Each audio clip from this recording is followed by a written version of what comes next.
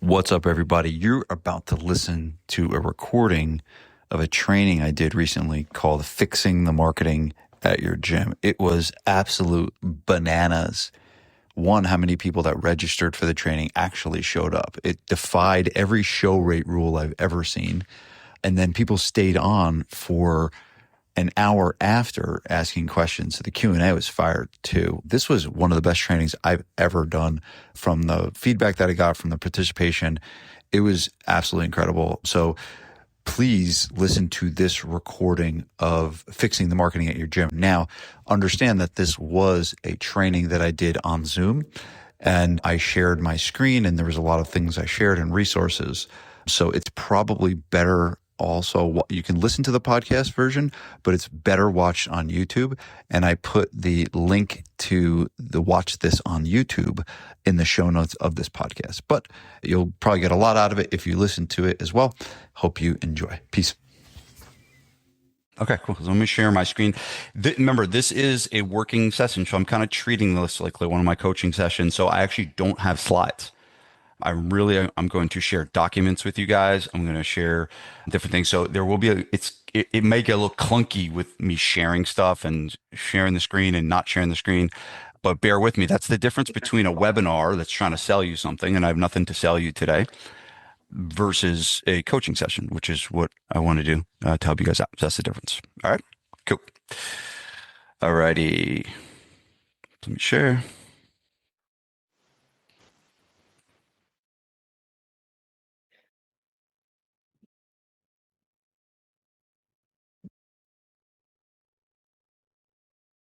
All right. I am going to pick, who's my most animated person? Where's Molly? I saw Molly on here. Where are you, Molly? Hey, There you Ben. go. Hi, Molly. Hi. Molly smiles at all my jokes and laughs at everything I say. So I'm going to make sure I can only pick 5 people that I can see while I'm doing this. And I see, oh, Molly just went away. Where'd you go? I unmuted Damn it. for you. Am I there? No, Molly, come back. I'm there. I am. I don't see you. I even unmuted. I Does it think pop up when I talk? I think maybe you go away when you talk. Stop talking. Oh, there she is. Okay, cool. So I see Nora. You're gonna have to put your screen on. I see Nora. I see Kevin. I see Summit. Oh, good. Summit's a good familiar face too. And I see Edward. Edward, wave hi to everybody. I see you. So you guys are the 5 people that I can see. So I'm looking for. Keep me going. Okay, keep me going. Okay, but Edward, make sure you unmute because you're unmuted right now. And I heard that. Yeah, make sure you mute. Oh, gotcha. You're good. You're good. All right, let's go. I love this stuff. Okay, I have to start with an apology. Here's my apology. I do not have a new marketing magic bullet for you today. I don't have a new update on the Facebook algorithm. I don't have any updates on how every new client that you can get to your gym is going to come from artificial intelligence and you don't have to do anything anymore. I have an apology that if that's what you were expecting, I'm sorry. But I do promise, right? I do promise in the time that we spend together for your knowledge of the marketing part of your business, right? Which is why you're all here, because the title of this is Fixing the Marketing, that your knowledge and your control over your future, your control over your destiny will be in better hands in 90 minutes than it was when we started. Okay? That's my promise to you. Because I will tell you this, marketing changed my life. Understanding and learning marketing completely changed my life. I'm not sitting where I am today if I don't understand this part of the game. To create 3 different 7-figure companies, one a marketing agency, one a consulting company, and third a gym. And all of that was built on the principles, the marketing principles, because these principles aren't just specific for gyms. Like you can take a lot of what I'm going to teach you today and you can put it into different companies and different businesses. This is going to be a gym owner spin to it. But at the end of the day, whatever I teach you today can be applied to grow any company. And that knowledge changed my life. And I'm hoping it can do the same for you. Okay. So any business, like if you're talking business and my daughter the other day interviewed me for her podcast about what a business is, right? And I basically explained it like this. Well, the first part of the business is, some intention needs to be grabbed and people need to raise their hand. And then a sale needs to be made and money needs to be exchanged. And then a service needs to be delivered, right? And then money needs to be kept.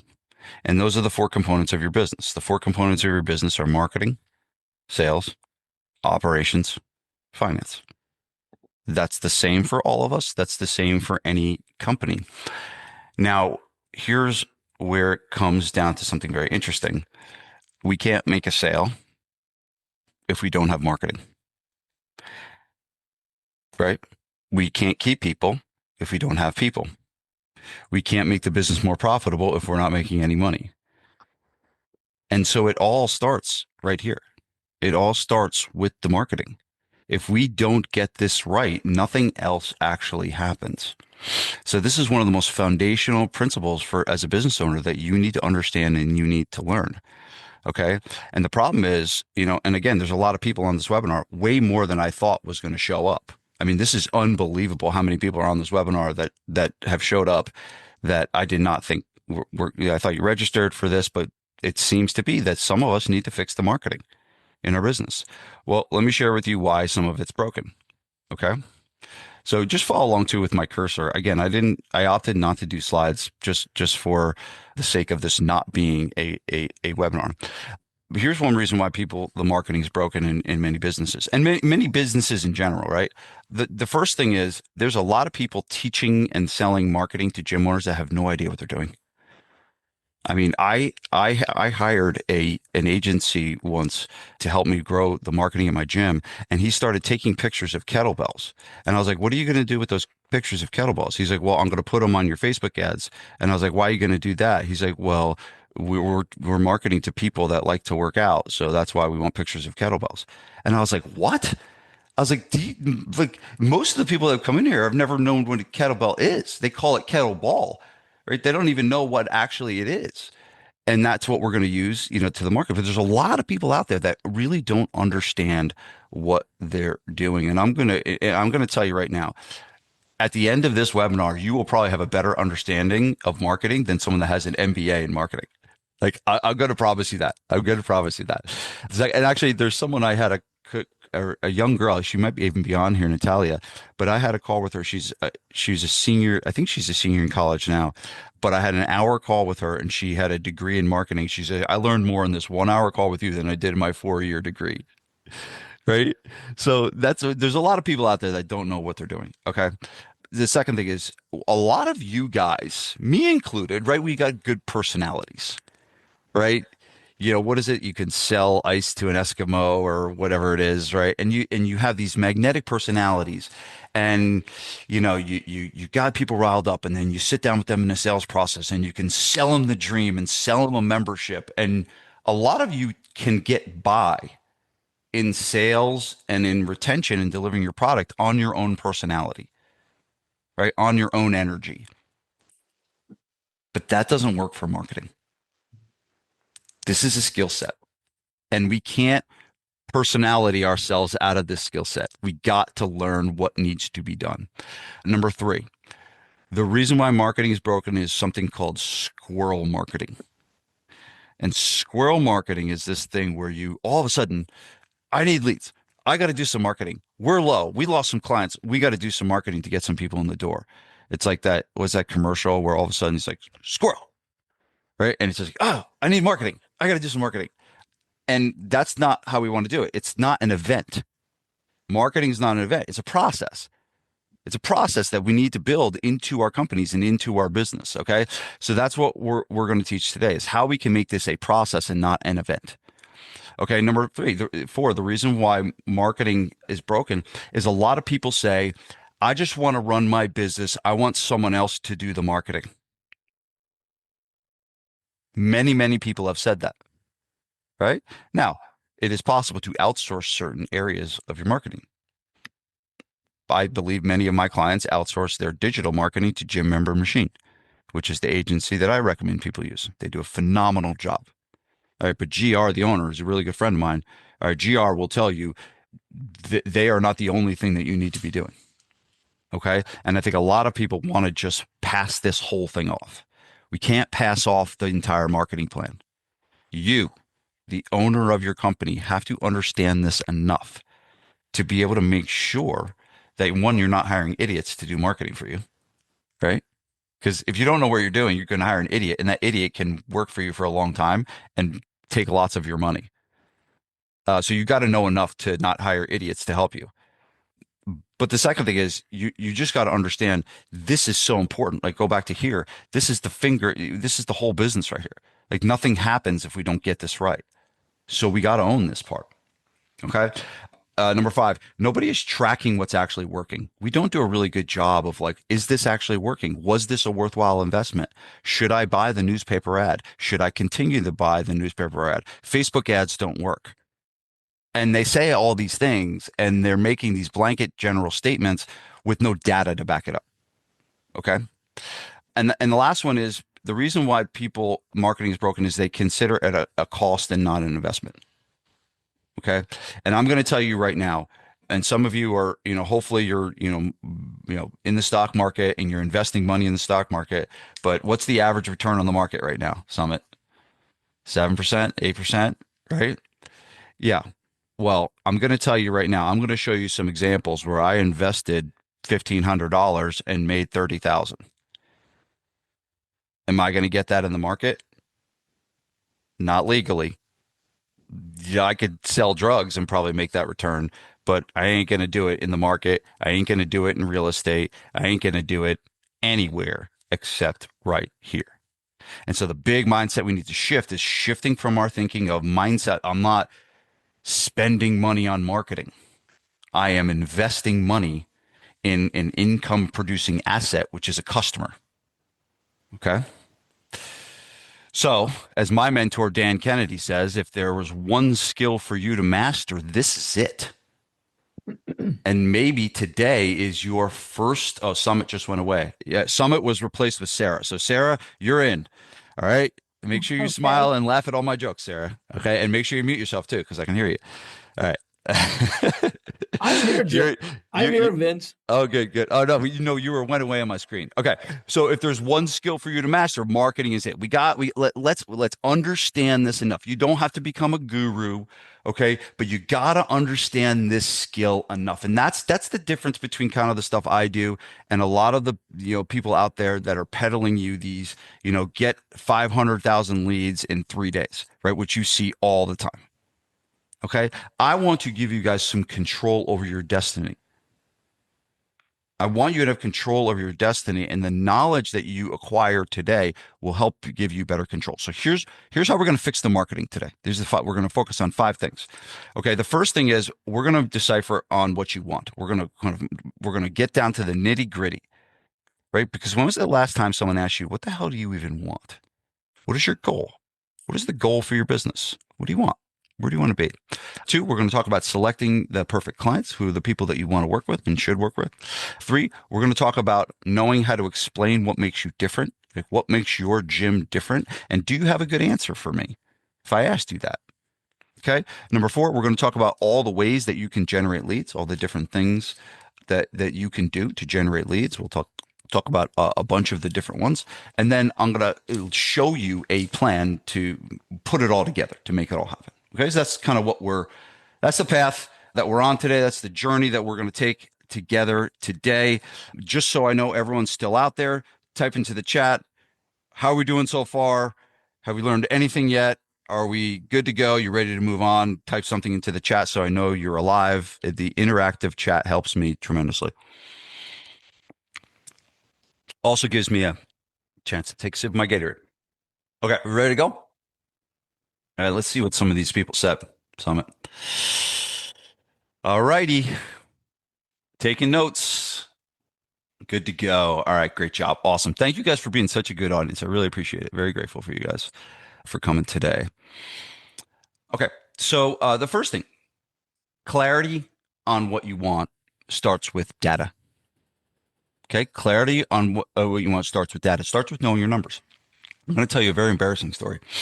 I sat down with a marketing very early in my career. I sat down with a marketing person, and she started asking me. The plan was for her to spend a day with me to help me with my marketing. This is way back when.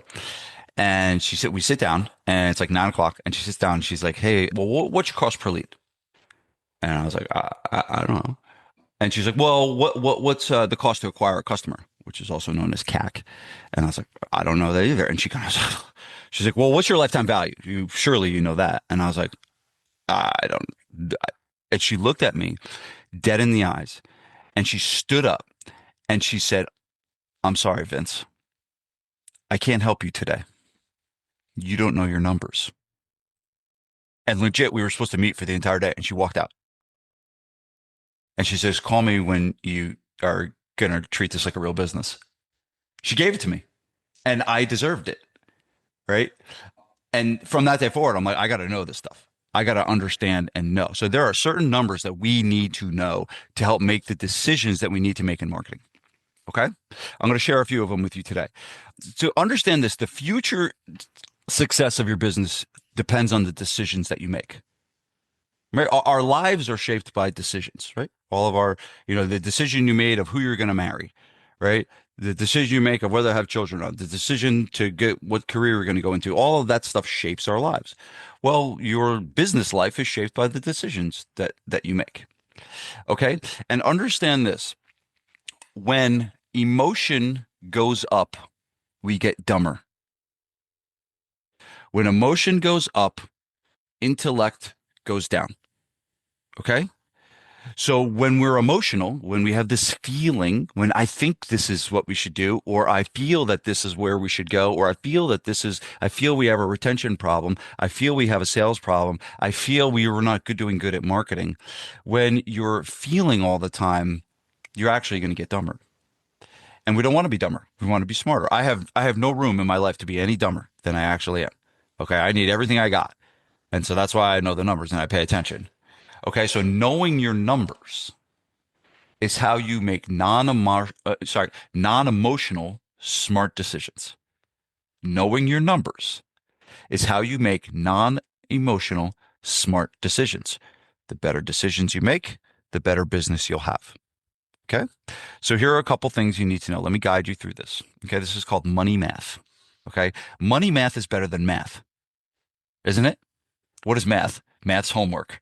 I hate this shit. Math is my math teacher used to have this thing called Wowie Gut, and Wowie Gut stands for when are we ever going to use this? Right? And it's like there's so much math that we did in school that is just total BS and we're never going to use it. But this is real math we need to know. Okay. And it's going to be real simple. Okay. The first number you need to know is how many customers you have right now.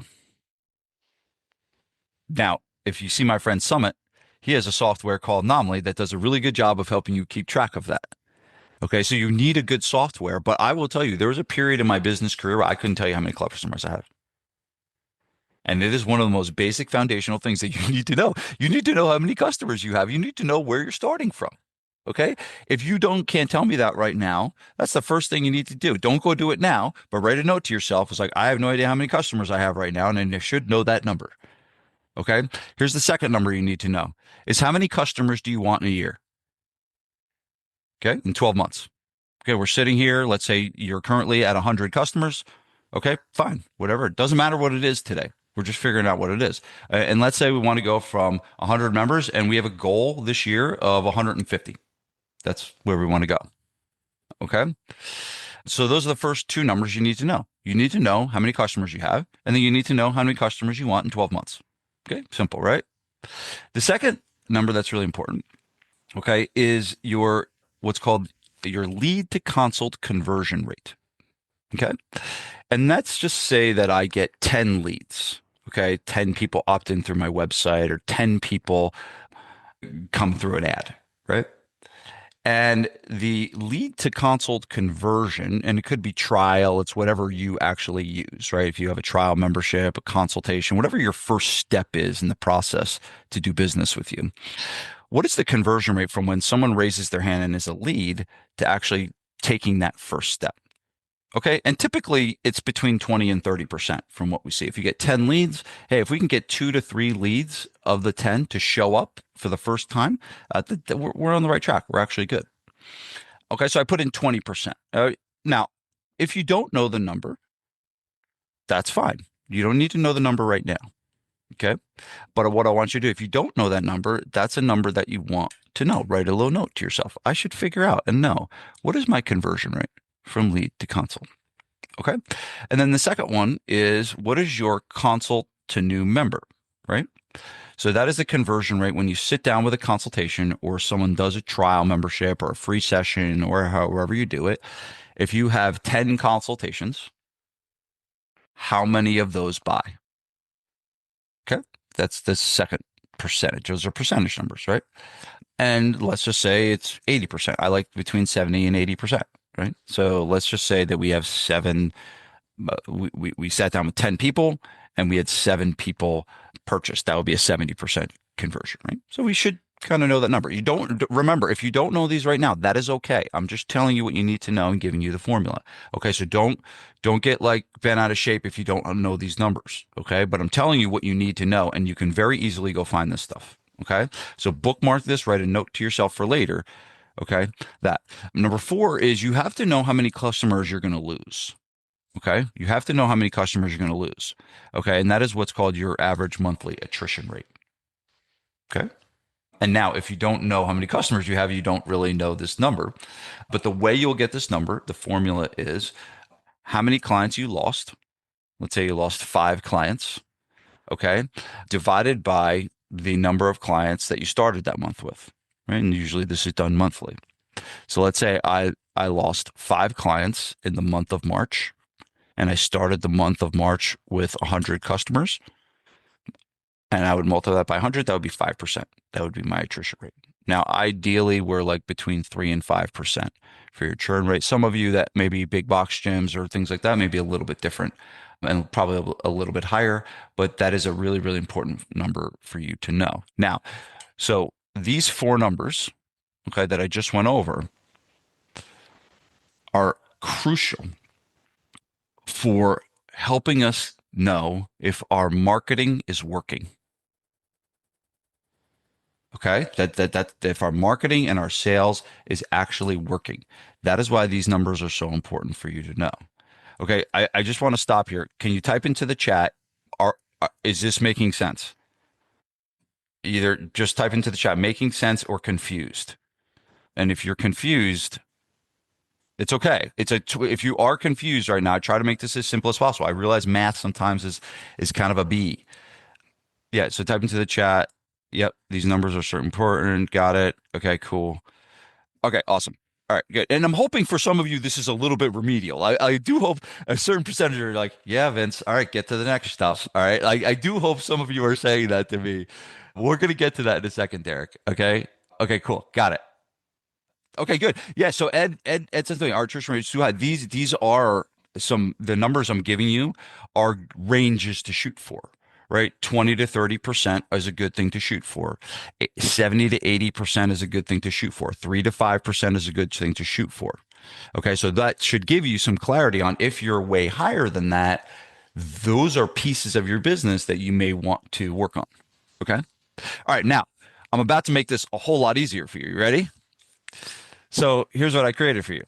So all you need to do, and this is a prompt that you could just put into one of your AI platforms, is like you just put in and say, I'm trying to go from 100 to 150 members in 12 months. My conversion rate is 20% from lead to trial and 80% from trial to new member. Our average monthly attrition rate is 3%. What should my weekly lead, consult, and new member goal be to get to 150 members in 12 months? Okay. And if I put that in, right, what would come out is this: your weekly marching orders.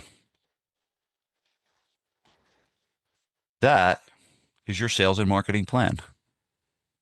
Okay. In order to go from 100 to 150, you need to get 12 leads a week, which is a little more than a lead a day. Okay. In order for you to get to 100 to 150, you need to sit down with 3 consults.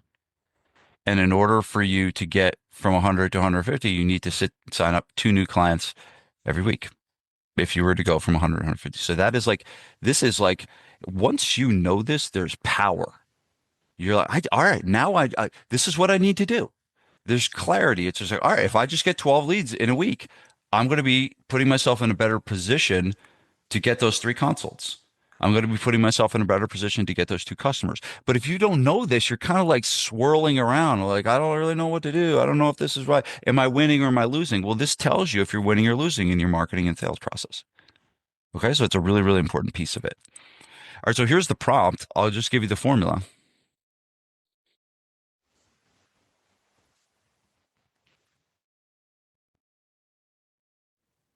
My gift to you. There you go. It's in the chat. That's the prompt. If you want to know that number, you just take that, copy and paste it. You put your numbers in, and hopefully some good stuff comes out. But the big thing you want, this is all this gets you right here is this. And I'm telling you, when you know this, there's power behind what you're doing. There's going to be a lot of power behind what you're doing. Okay. So that's the first piece of understanding and fixing your marketing.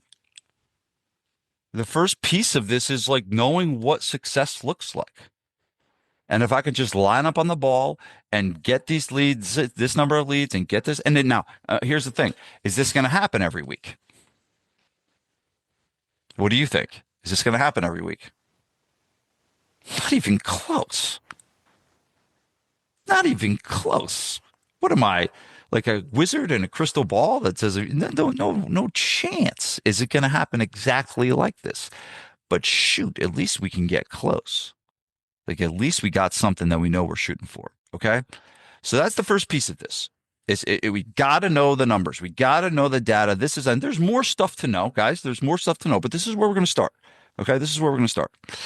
Okay. So ready for number 2? Yeah. I'm not going to wait for you to type into the chat. Here's number 2. So step 1, we got to know the numbers. Step 2 is we got to pick the right people.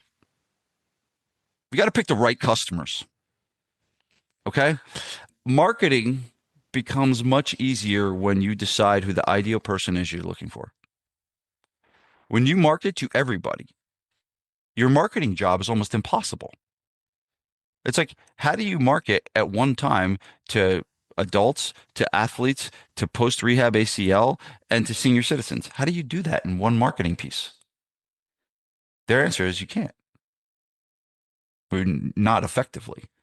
You might as well put a sign up that just says, we're the gym for everybody. And that's the worst thing you can do. And that is the worst thing you can say. All right. Especially when we're gearing it towards marketing. Okay. Second thing, selecting a primary target market does not mean you cannot train other people. It just means that the focus of your marketing is towards your primary market. Okay. So understand, we do one-on-one training for older people. And we have about 12 clients that come in for one-on-one that are kind of on the older side. And we do no marketing for them. All of our marketing is geared towards our 40 to 60-year-old market. Doesn't mean we don't take them on as a customer, right? It just means that all of our focus is around the primary thing that we do. So sometimes some of you need to have a focus. It's kind of like being a steak restaurant and not making steak the number one thing you do. It's like you're a steak restaurant and you're spending all this time promoting your fish. And no one cares about the fish. They don't want the fish. They don't want your broccoli. They don't want your baked potato. They want your steak. And so your best bet is to tell them about the steak and to market the steak, not the baked potato. And I think some of us are marketing baked potatoes. We got all these different things that we're doing, and we're not making the main thing the main thing. One of my guys that I speak with on the Perform Better Tour, Dan John, the goal is to keep the goal, right? Right. And so like decide who it is. And then that's build your marketing plan around that person. If your goal is to make lots of money, then solve problems for people that have lots of money. Simple, right? If you are marketing to broke people, it's going to be very hard for you to make money. That is why I love the 40 to 60-year-old market. I love the 40 to 60-year-old market because they got money. And I'm telling you, in 5 to 10 years, they're going to have a shit ton of money. Oh my God. The transformation, Summit knows this, the transformation of wealth that's about to happen in that market is, oh my God, incredible. What the parents are dying, right? The parents are dying and then they're leaving the money to somebody, right? And not to mention that 40 to 60-year-old market has a bunch of money already saved. And in 20 years, the compounding of that money that they've already saved is going to be massive as well, right? Because you understand money doubles every 10 years.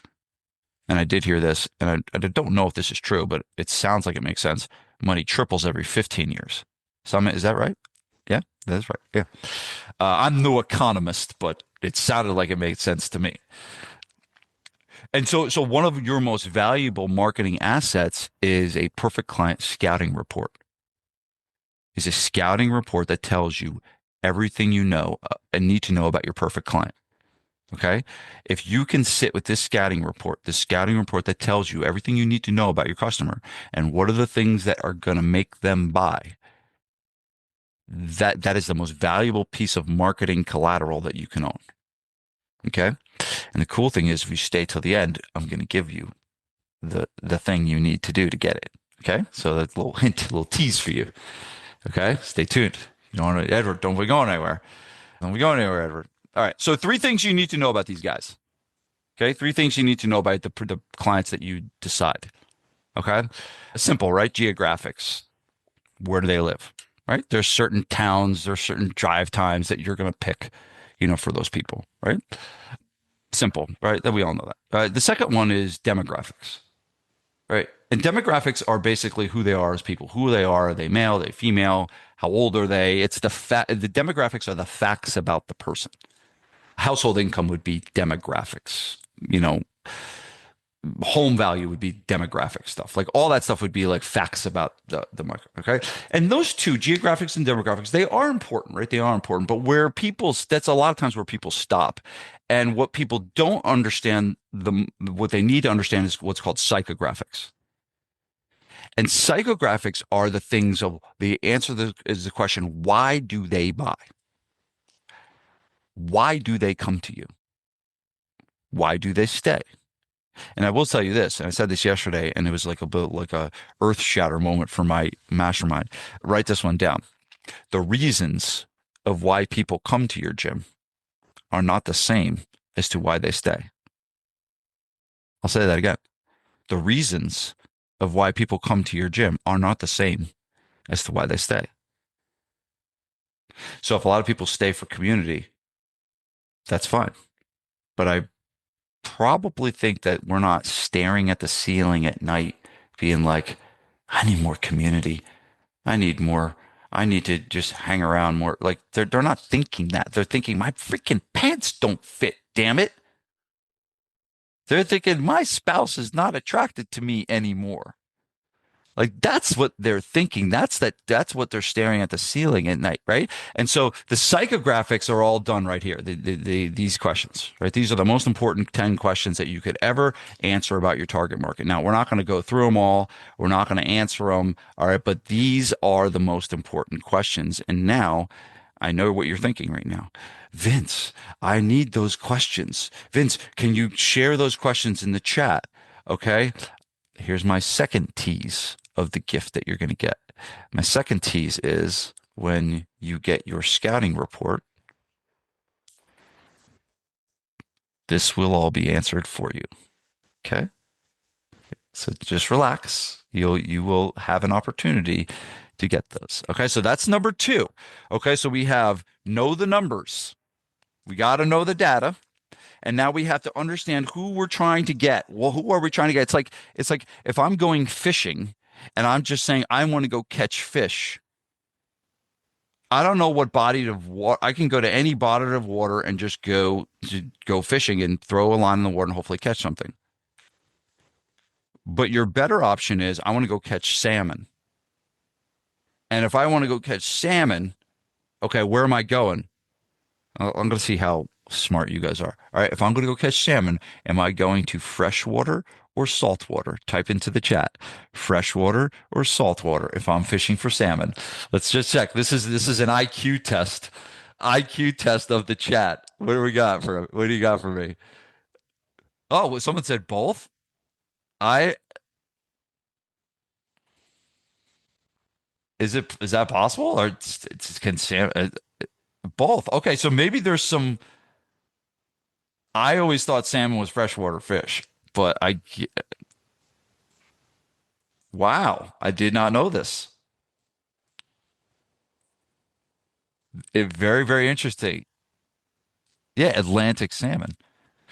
Anyway, let's just pretend that salmon only swim in freshwater. That was a bad example. Well, you learn something new every day, right? Apparently, it's both. Cool. So well, now I don't know another fish that's only one or the other. So I'm screwed with that example. I got to change that. I got a note to change all that in my examples. Okay. So let's move on. So we have the numbers, the data, we have the person. Okay, now the third thing is the marketing message. What are the things that we're going to say to these people, right? So your marketing message is what you say to your target market that grabs their attention. That's what your marketing message is. And there's really three components of your marketing message. Okay. The first one is what makes you different. And we're going to talk about that a little more. Okay. The second thing is the problems that you solve.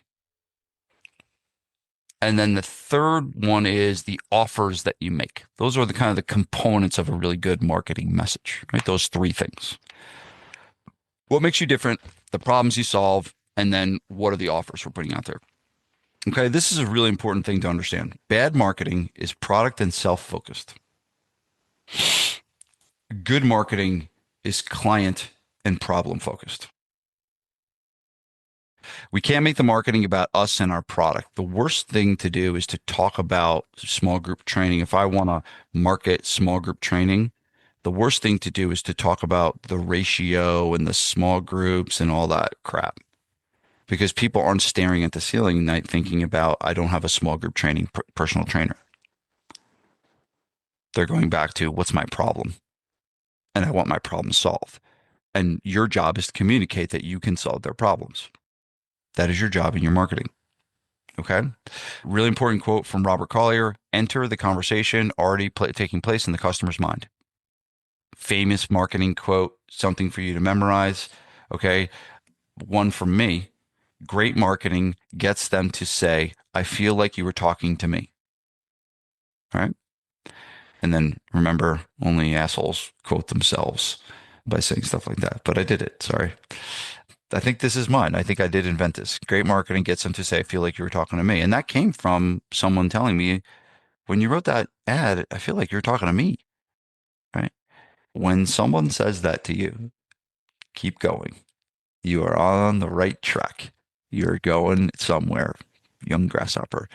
All right. So let's talk about some of the problems that we solve because a lot of us are, I would imagine most of us are working with similar people, right? I would imagine that most of us are working with adults that want to get healthy, that want to get fit. That's the majority of the people that follow me. If you're a sports performance place, these don't apply. There's other problems, but for the sake of the majority, I think that the majority are working with adults, looking to get healthy and lose weight, right? So the first problem is the energy problem that they've got. Okay, now this is like kind of I've created an overarching theme for you guys. Like the energy is not it's not only energy. This energy thing encompasses a bunch of things, right?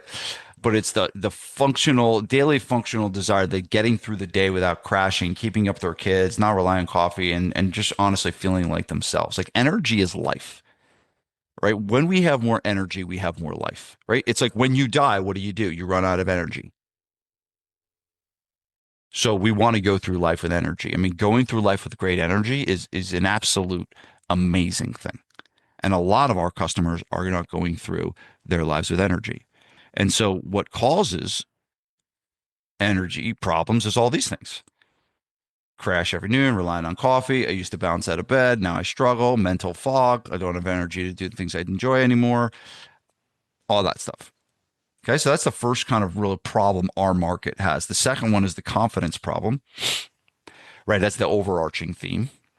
Okay, and this is the emotional and identity. I think that I said this yesterday on my call. If you think that someone in their 50s doesn't care about how they look, you are severely mistaken. You are severely mistaken. If you think that like all my market own doesn't care about how they look, they only care about, you know, being able to get on the floor and play with their grandkids. Like that's bullshit. That's untrue. Okay, people want to look good. And here's the thing. One of the most important things people want is to be envied. People want to be respected. This is the stuff that people don't talk about. But understanding and the deeper desires of your target market is a really, really important thing for you to understand. They want this. And I'll show you an example of how this created something very, very powerful in my marketing, right? And the third one is the health span problem. Every one of you should be following people like Andrew Huberman, David Sinclair, Peter Attia before the Epstein files and things like that, right? But these people, okay, these people are on the cutting edge of talking about this health span situation. Understand the difference between health span and lifespan. Lifespan is what our parents wanted. They wanted to live longer. Well, I'm going to tell you right now, okay? Both of my parents have passed away. I'm 46 years old. I am going to tell you that the last 10 years of both my mother and my father's life was absolute garbage. And they were probably better off dead. Sorry to get serious on you, but understand that this is like what people today want. They don't want that. They don't want what my parents went through to go through the last decade of their life incapacitated. They want to live a full life and then drop dead healthy. Health span. The second thing, and I bolded this, they do not want to be a burden. My biggest fear in life right now is I don't want to be a burden on my kids. When I'm 85 years old, I do not want to be a burden on my kids because I lived it. And it is a very, very hard thing for an adult with three young children to go through. It altered the course of my life, right? And that is my biggest fear. As a 46-year-old man, my biggest fear is becoming a burden to my children and dragging them through the mud and making them in the prime of their lives to have to go through that. That is a deathly fear of mine. Okay. And understand that your market has similar fears. And so we want to communicate this health span situation more than living longer. Okay. Sorry to get serious on you for a second there, but those are all the problems there. Okay. So now we got to find ways to, so those are the problems. But what I wanted to share with you guys is you have to be clear on the problems of your market. You have to be crystal clear of like, who is your market and what are their problems? I kind of just gave you the three main things, but if that's not your market, you're going to need to create that for yourself. Now, when I give you the gift at the end, you won't have to do any of this. It'll all be done for you. Okay. But at the end of the day, clarity on the problems that your market has and being able to communicate that in your marketing is going to take you a very, very long way. Okay. Now, the second piece of marketing message is how to communicate how you're different. Now, I'm going to ask you a question. There's 71 people on this call. If type in yes or no in the chat, if I was to call you out and ask you to unmute yourself and said, Edward, tell me and explain to me what makes your business different than the gym down the street. If I called on you right now, I'm not you, Edward, I just used an example. If I called on you right now, would you be willing in front of 71 people to unmute yourself and say the answer? Okay, yes or no?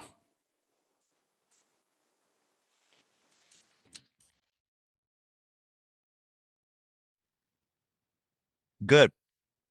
A lot of yeses. I like it. I'm not going to do it because I don't like. Excellent.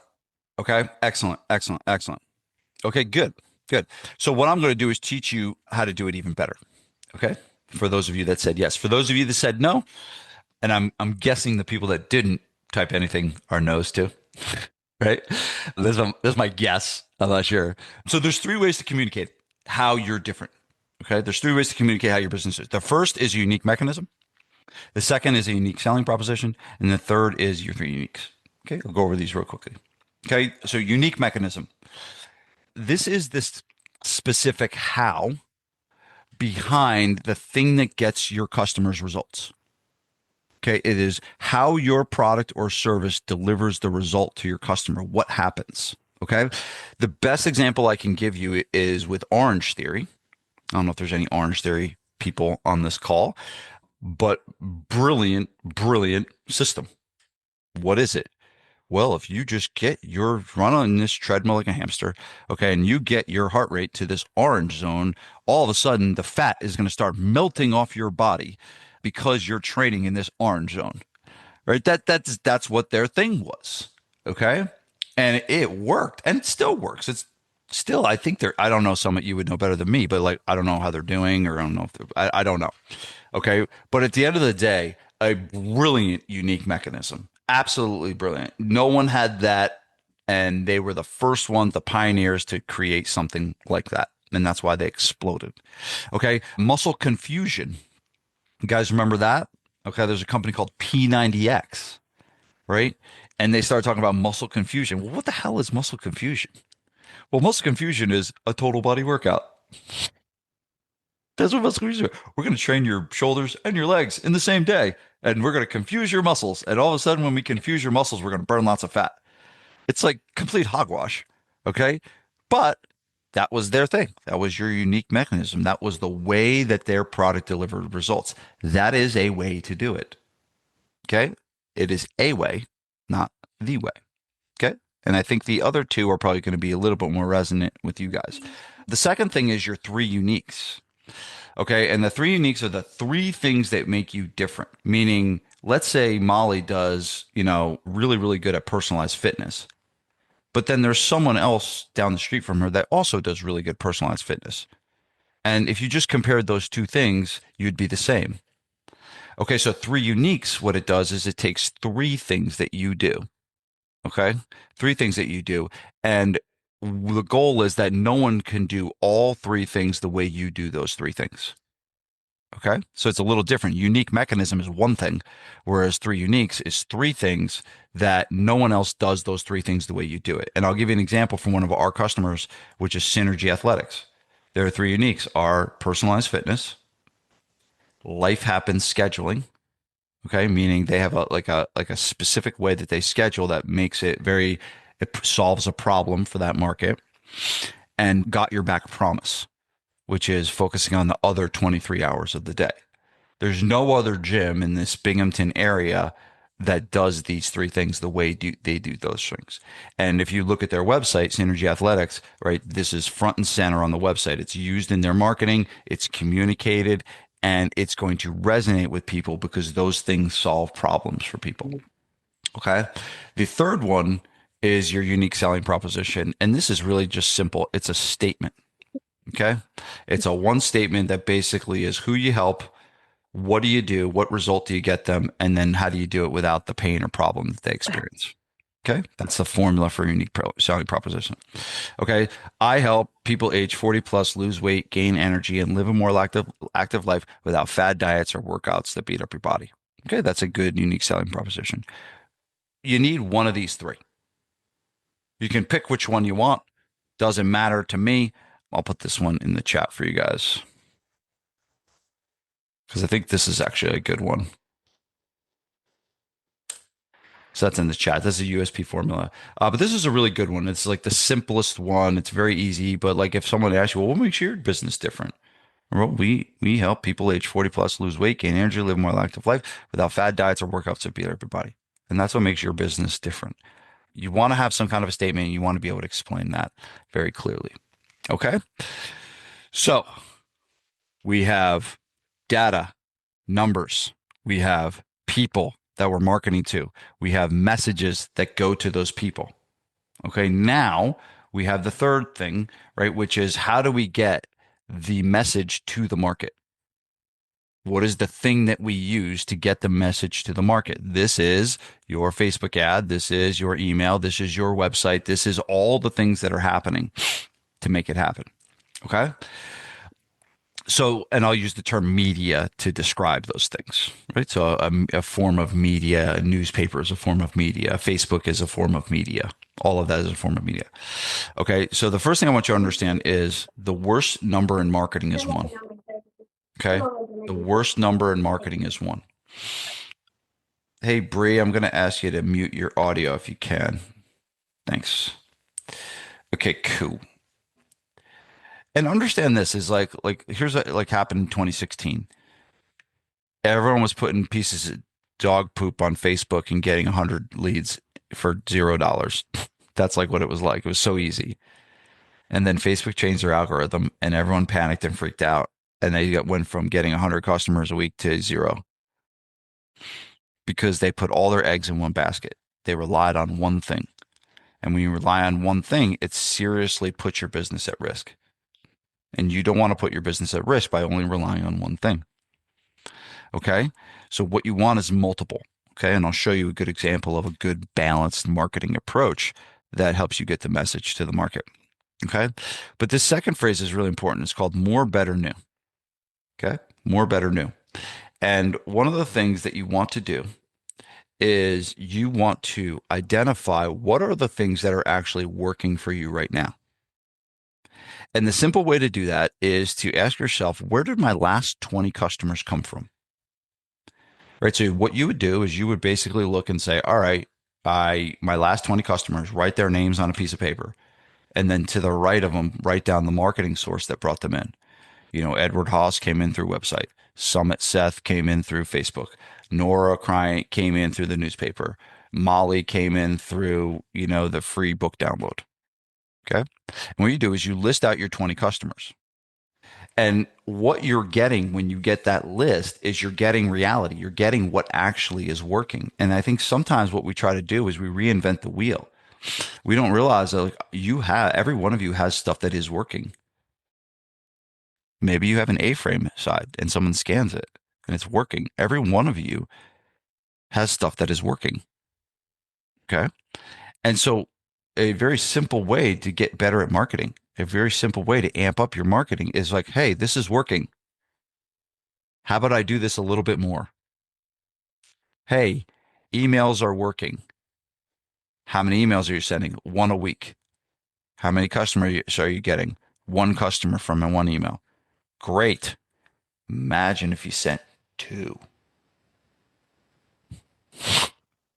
Do you get what I'm saying? Like sometimes results are right in front of us. Every one of you are getting results. It may not be the results that you want. It may not be as fast as you want it, but every one of you are getting results. Unless you have zero customers, right? Every one of you has gotten hopefully 20 customers. Tell me where they came from. Perfect. Do more of that. They came from referrals. Great. Are you doing anything to generate referrals? No, that one happened by accident. All right, let's do something to generate referrals because obviously people are referring your business. So sometimes we overcomplicate this. We overcomplicate this marketing thing. It's like, just do more. Do more of that. Send another email. Do another bring a friend day. Oh, you're doing a bring a friend day twice a year? Perfect. And you got 2 customers from it? Awesome. Give me 4. Let's do it every quarter. Sometimes we just got to do a little more of what already does work. Okay.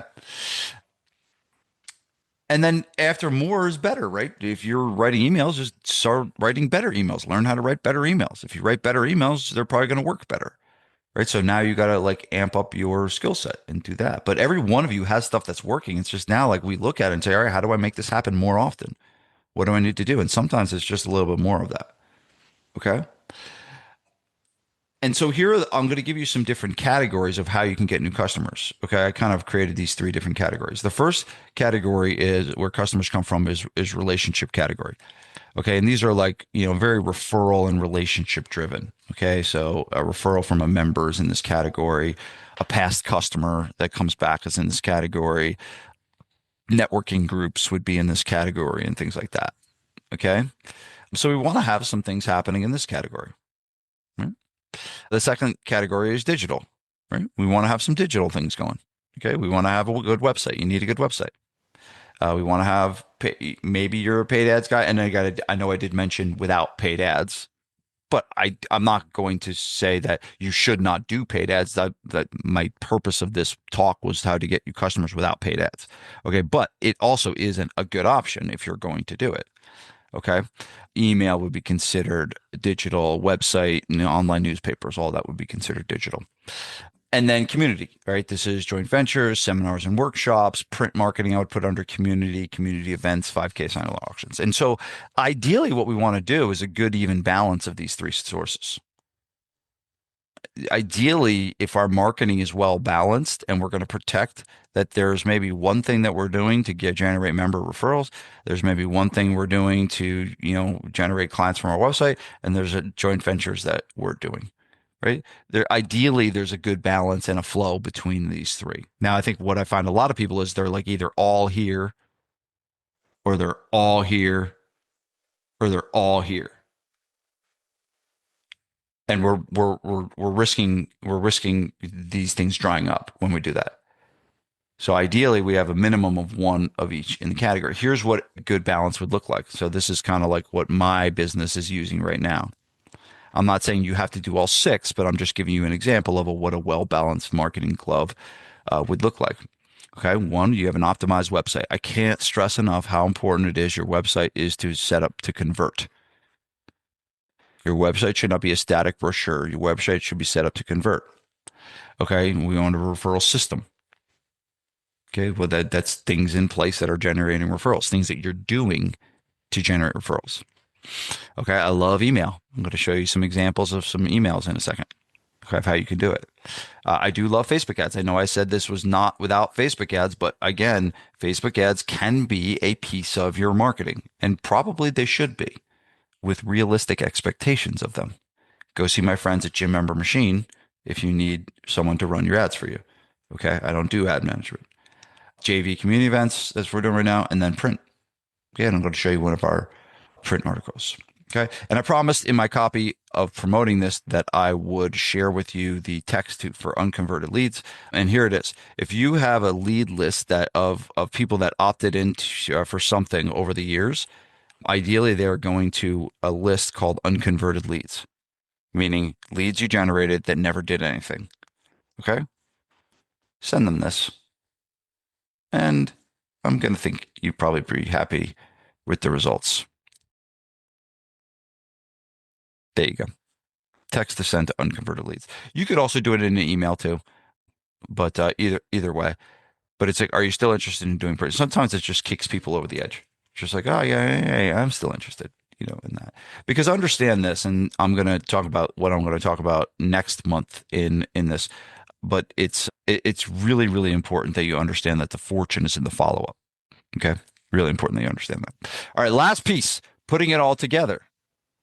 How do we make this a system? Okay. Understand that before we do anything, we have to get clarity on the market, clarity on the message. Hopefully you have that. Okay. Complexity is the enemy of execution. If you make your marketing too hard, okay, it's not going to get done. And so what we want to do is keep this simple. So I'm going to show you a simple way to do this. Okay. You do not need an annual marketing plan. You do not need a full plan for the year. Okay. Oh, I see some heads picking up. You don't. All you need is a plan for the quarter. You need a 3-month plan. You need to sit down 4 times a year and create your 3-month plan. Okay. So I want you to sit down 6 weeks prior to a quarter that starts. So if a quarter starts on June 1st, right? Let's say March 1st. So let's say a quarter starts on March 1st. We want to January 15th is when we want to sit down and do the marketing 6 weeks prior. Okay. So whatever it is, book your calendar 6 weeks prior to the start of a quarter, sit down for an hour, for 2 hours, and I want you to write down everything you're going to do for marketing for 90 days, for 3 months. And that's all you need to do. 90 days in advance. Okay. I don't know where I'm going to be in a year. All right. Just do 90 days. Okay. And write down everything you're going to do in the months of March, April, and May for marketing. Okay. Third thing is give yourself some marketing boundaries. Some marketing boundaries. And these are basically a marketing boundary is I will send 3 emails a week. They're like kind of micro commitments. You're committing to something. Like about 10 years ago, I committed to doing an email every day. Okay. And it's simple for me because I can't go to sleep without writing an email. I'm not allowed to. Okay. And when you commit to something, that you know what to do. And it kind of goes back to the numbers. What does the numbers do? It tell us what success looks like. What success looks like for you is you send 3 emails. If you decide and understand, if you want to improve your confidence, if you want to improve your confidence, you do the things you said you were going to do. That is how you improve confidence. So if you say you're going to send 2 emails a week and you send 2 emails a week, you're improving your confidence. If you say you're going to send 2 emails a week and you don't, you're telling yourself you don't trust yourself. So it's important for you to pick things that you know you're going to be able to do and manage. It's like, hey, if you're going 0 emails a week and you say, I'm going to send 10 emails a week, that's probably going to set yourself up for failure. So don't set yourself up for failure, but understand when you commit to doing the things that you said you were going to do, good things will happen. Pro tip, always, always, always start your plan with what worked well last year. I don't know why we do this. We're so dumb. I'm dumb. You're dumb. We're all dumb. We do stuff that works and then we don't do it again. I'm dumb. You're dumb. We're all dumb. We all do it. It's crazy. If the Bring a Friend Day worked last year in March and you got 5 new customers for it, you are insane if you don't do it again. You have something that worked. Just do it again. And so the best thing you could do is when you sit down to write, what am I going to do for marketing in March and April and May? Well, the first question you ask yourself was, well, what worked last year? And if it worked last year, just do it again. Just put it back on the calendar. If the 5K that you showed up to generated 25 leads and 2 customers, you should do it again. You should go to that 5K again. Don't like, don't say like, oh, I don't know. Should I think about it? What do you think? No, no, no. Just do it because it worked. And that's why it's so important to track. That's why I started with the numbers. Because if you don't know what works, then you don't know what to do. So you got to find out what works. Okay. Here's a quick example of what this could look like, right? I'm not saying you need to do this, okay, but I'm just saying this is as simple as I want you to make it. Okay? Here's what I'm doing to market my gym in March. I'm sending 3 emails a week to my list. One Monday is going to be a problem solution email. Wednesday is going to be a client testimonial email. Friday is going to be a story and a key insight email. Okay? 2, I'm going to post daily on Facebook and Instagram. Stuff that happens in the gym. And then the call to action is going to be to drive them to click the link in the bio or send us a direct message. Okay. 1 post a day, giving you some boundaries. Okay. In the month of March, we're going to pick 1 week of the month that we're going to run a Bring a Friend week. And it's going to be an internal promotion that we're going to promote through email, a private Facebook page, flyers, and announcements. I'm also going to run an ad in the local newspaper. I know what you're thinking. Vince, newspapers don't exist anymore. The newspapers, they're actually, there's no more trees because there's no more paper. They cut all the trees down. There's no paper. No, there is newspapers. And I'm going to show you one. I have one right here. I'm looking at it right now. And I'm going to put it in the screen in a second and show you how well it actually is working. 5, you could run Facebook ads, drive to a 14-day trial. And then 6, attend a local 5K race. You just go, there's a booth, you set up the table, you generate leads by all raffling off a 90-day membership, right? And that is the simplest marketing plan that I could give you. It's just like, all right, here's what we're going to do. This is how we're going to get the leads. And then you track it and see what worked and see what didn't. And then from there, you rinse and repeat. Now, what's not on this plan is the description of the client, right? Which we need to have. Like we can't do this stuff without understanding and knowing what we're going to say in those things, right? But at the end of the day, sometimes we just need the marching orders. This is what I'm doing to market my gym in March. This is what I'm doing to market my gym in April. This is what I'm doing to market my gym in May. One sheet of paper, put it right in front of you, and go do it. Because complexity is the enemy of execution. Okay? So here's the recap. You need to know your goals and track them weekly on your scoreboard. You need a scouting report that tells you everything about your perfect clients. You need a clear, documented marketing message, right? And you can pick one of the three that I shared with you. You need 3 to 5 ways to generate leads. Okay. And you need a simple and documented plan for all this to happen. Okay. I just explained for you a marketing strategy, right? That is the plan for success. That's what a marketing strategy is. Am I expecting you to get this overnight? No, that's not the point. The point is for me is to communicate what you need to work towards, what will work long term. Because I promise you this, if I sent you a specific ad and gave you in one of my ads that worked, yes, it will work, but it will only work for a certain period of time. I want to teach you how to fish, not give you the fish. Today was teaching you how to fish. I gave you the foundational principles of marketing. You now know more about marketing than someone that got the MBA from Stanford because they're teaching them about branding. And I'm teaching you about results. Write this down. In marketing, results rule. We want to do what works. If we do something and it doesn't work, we don't do it again. If we do something and it works, we do it again. And that is what I want you to become obsessed with, doing stuff, seeing if it works, seeing if it doesn't, trying something else. All marketing is a test. All marketing is a test. This worked, this didn't. Fine. Not emotional. Don't beat yourself up. Blah, blah, blah, blah. No, just understand that what you did either worked or didn't. Okay. Next month, masterclass, that I'll do one of these a month now, is fixing the sales at your gym. So I'll talk more about the sales process. So like what happens after the lead generates and what are the things that are breaking down. That'll probably be next month. I don't know how the date yet, but we'll get into, so today was more of the marketing side and we'll get into more of the sales side.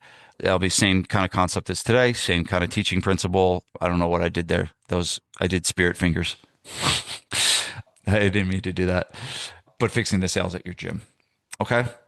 I want to explain this to you really quickly.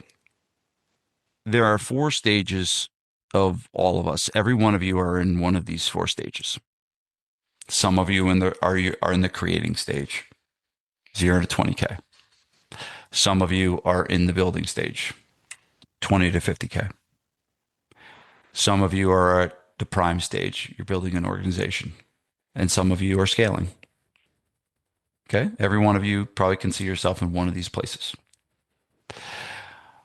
Understand is that every one of these areas, there are certain skill sets that you need to learn and understand to be able to break through to the next stage.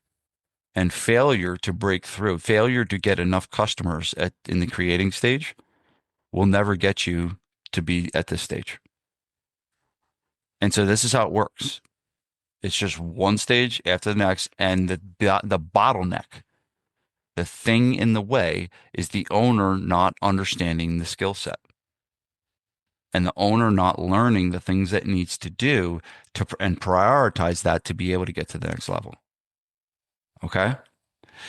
And so we have this thing. And again, I know many of you, hopefully you got value from today's call. If you want to take the next step with us, okay. And again, I told you there was no pitch. This isn't a pitch because this is me helping you for free. Okay. So we have what's called the 4 stages call. And the 4 stages call is essentially identifying where you are now, deciding with you where you want to go, specifically giving you clarity on what are the 3 to 5 things that are most important for you to focus on right now to be able to get from here to here, or from here to here, or from here to here. And that's what I want to do in the call. I'm not going to be able to get you to the next stage on the call, but I want to give you the 3 to 5 things that you need to focus on to be able to get to the next call. Okay. The call is free. It's 60 minutes. It's with a member of my staff, and we will take you through and lead you through this process. Okay. If by the end of the call you feel like you want more help, we can tell you about what we do. Okay. But the purpose of the call is to help you with these 3 things. All right. Here's the link to book the call. I think Tom put it in there, but I will put it in there too. I put it in. You put it in? Okay. Thank you. That is the link to book the call. Now, I have rewards. If you want to book the call, okay, I have a very special gift for you if you do book the call while we're on the phone today, okay? And here is the bonus for booking a call. You're going to get a bonus for allowing me to help you more for free. This sounds like very one-sided, guys. This sounds like I'm doing everything for you and you ain't doing shit for me. No, I'm kidding. I'm kidding. All right. But there's a bonus if you book the call. And you got to book the call while we're on. Okay. Here it is. You ready for it? So I wrote this newspaper article. Here's the actual. This is the run. If you can see that, that says April. Okay. I ran this in March. The March, this newspaper comes out monthly. And so I ran it in March. This is the April edition because it works so well. I just did it again. I just kept it in there and ran it again.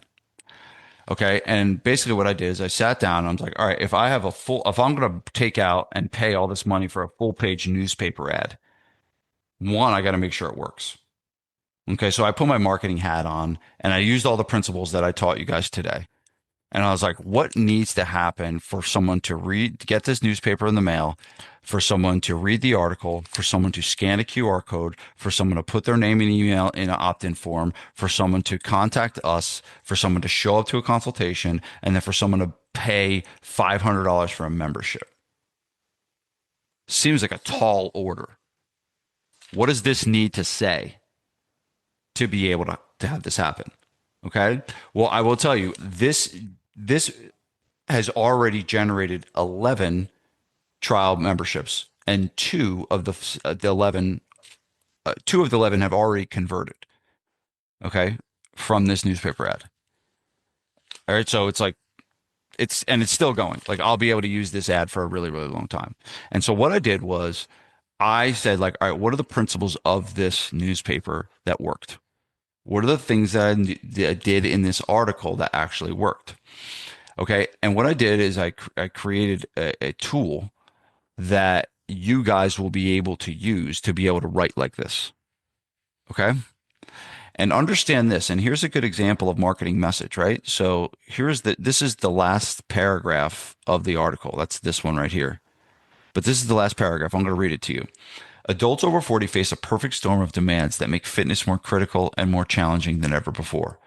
They're in the prime of their careers, often in leadership roles where the pressure is relentless and the hours are long. They're raising children or supporting aging parents, sometimes both at the same time. Their stress levels are high, their metabolism is slowing down, and their bodies don't recover like they used to.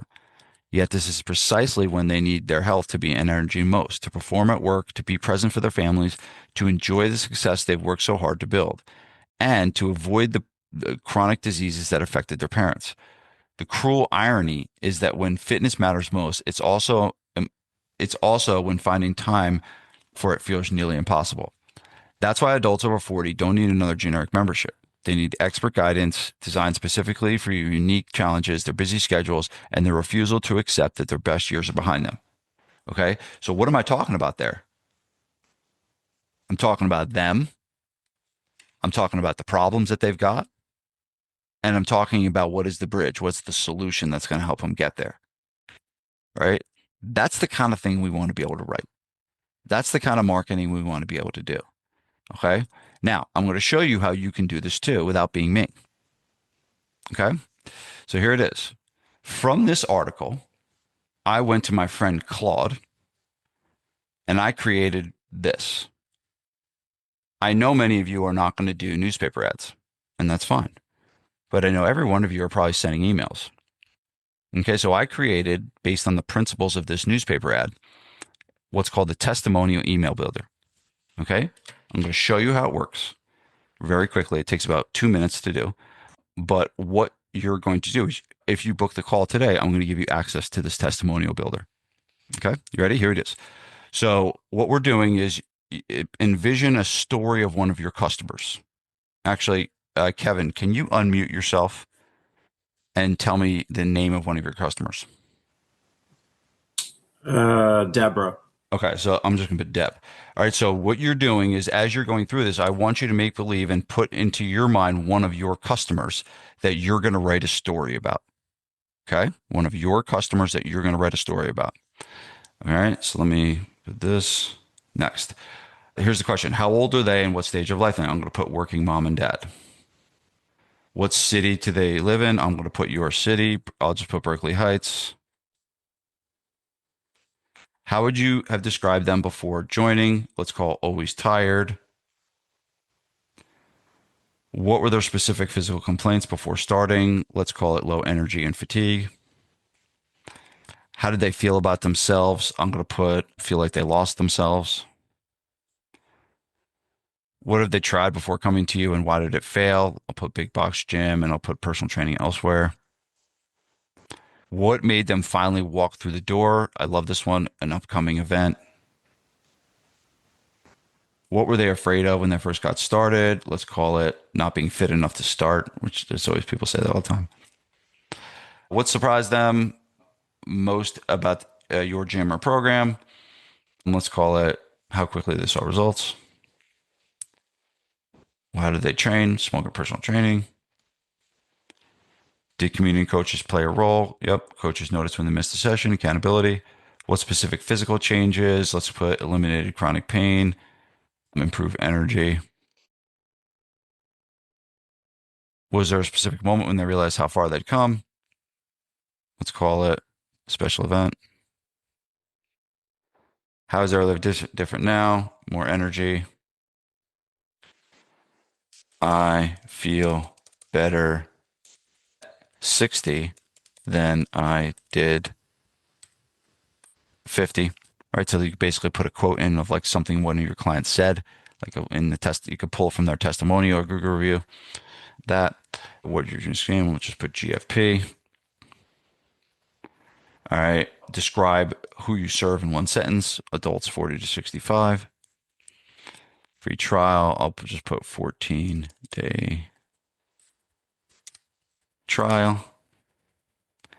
And then link URL www.gabrielfitness.com. All right. And here's what happens. It gives you this prompt. Okay. And so what you do is you copy this prompt. And then you put it into your whatever you want. You can put it into Claude. You can put it into ChatGPT, whatever you want. You just take this prompt and you paste it. And can someone give me some Jeopardy music? Dun, oh, we didn't even need it. Da, da, da, da, da, there it is. Ba, ba, ba, ba, ba. Do, do, do, do, do, do, do, do, do, do, do. And there's your email for the week, folks. My principles, my voice, my writing. Okay. And when I say my voice, doesn't mean that you can't take this and make it your own, but that's essentially the tool. And I will say this, the most powerful law of persuasion is social proof. So specifically putting out stories on a regular basis that are going to get people to be inspired, which is what happened with this newspaper ad. It's going to take you a long way. Okay. So if you book the call, after you book the call in your follow-up, we'll send you the link for that Claude builder, testimony email builder. Okay. All you got to do is book the call and we'll put that link in. Now, I know I did promise a gift for everybody. And so let me go to that. So the gift for everybody is going to be this ideal client avatar profile. Okay. Remember, I talked to you about how important it is for you to have a playbook or a profile of your perfect customer. Okay. Now, here's one I created for my business, for my gym. Okay. And it basically is, there's a primary avatar of a woman, but a male is a secondary. So we have about 70% women and then 30% men. So it gave me two avatars within this. But it does the demographics, right? So it gives you basic demographics of it. It talks about the psychographics, which I talked about before. So it gives the values, the personality, the beliefs. Okay. It talks about unique interests outside of the gym. Okay. It talks about their frustrations. What are the things they're frustrated by? Roadblocks, what stopped them before. So it kind of gives them that. What are their dream outcomes? What are the things they actually want? Success in their own words. Where do they spend time? Like what things they're at, social platforms, podcasts, email lists. Then we get into the 10 questions. So remember, I talked about those 10 questions before. All right, we get into what keeps them awake at night. Boom, this is the answer. What are they afraid of? What are they angry at? All right, so all the answers to the questions that I talked about earlier there, all that stuff.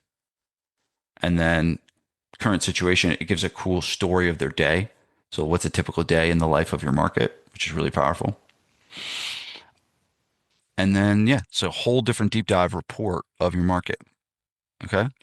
The only thing you need to do to get this is take this prompt.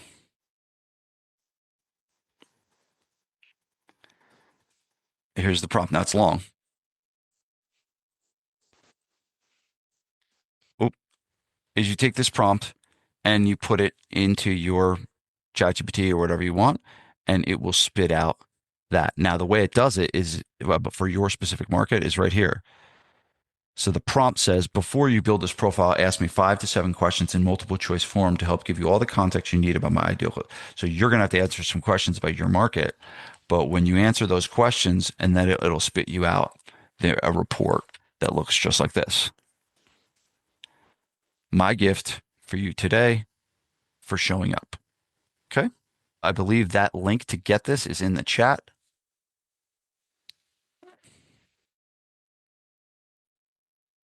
Tom, did you put that link in the chat for me?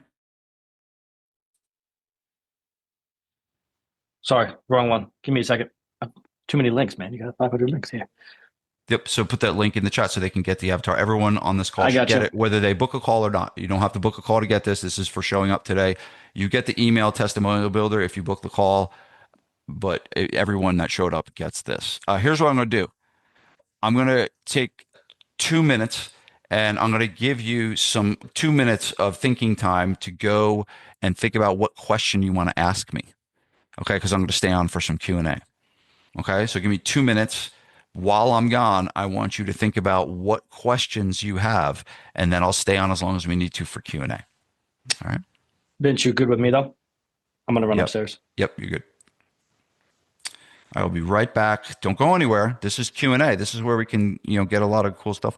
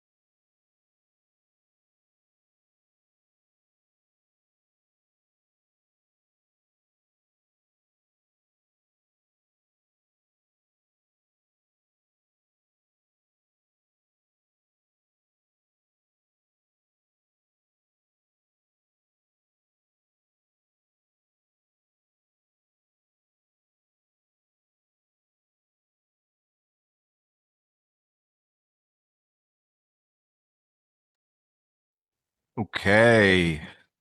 Q&A. The way we'll do this, if you want to ask your question by typing it in the chat, you can do this.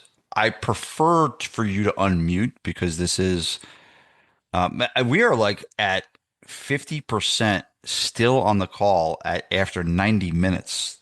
This is like, you guys are making masterclass history by staying on this long. This is crazy. So thank you guys.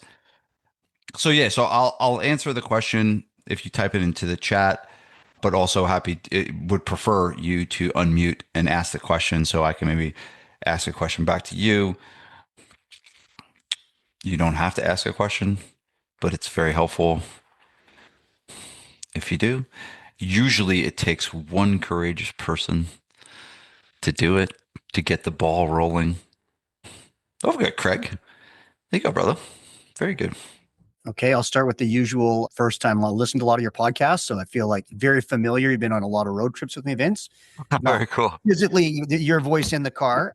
So I'll get right to that. I've been in business for 25 years, so I'm in that, trying to grow and scale area. I'm located in a downtown business district in Vancouver, Canada. Lots of businesses near me. I was thinking of doing LinkedIn outreach. So I walked around a couple like big office towers and snapped like the picture of the directory to get like what businesses are there. And so I'm curious if you've ever done LinkedIn cold outreach, and if so, strategy you would use. Yeah, I have not personally. Okay. I do know a bunch of people that have done it, and it's a very, I do know some guy tried to sell me a package to do it. Like he basically, there's a whole system behind how to get new customers from LinkedIn.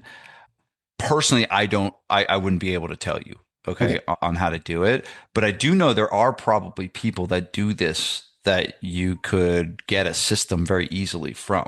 I probably think it's better to do that than actually just make something up from scratch and just Yeah. try and throw something against a wall. Because I do know for certain that there are systems built around this. There are LinkedIn cold DMs. I get them all the time. Like in LinkedIn, I could tell like it's from a process. Now, do they work on me? No, but it's worth a shot. Craig, let me ask, what is the thing you're trying to do? Like, is this just to get new customers? It's just another Just new source for customers in the leads? door. We opened during COVID, and Okay, so this is our third location. So we opened this third location in this business district during COVID. cool. So we were kind of like taping the floor and adjusting as they change the rules constantly. So now that's kind of passed, and it's been 3 years in one location. I'm like, I haven't even been really out for lunch in the neighborhood. Like, I don't know what's around. I'm like, there's all these.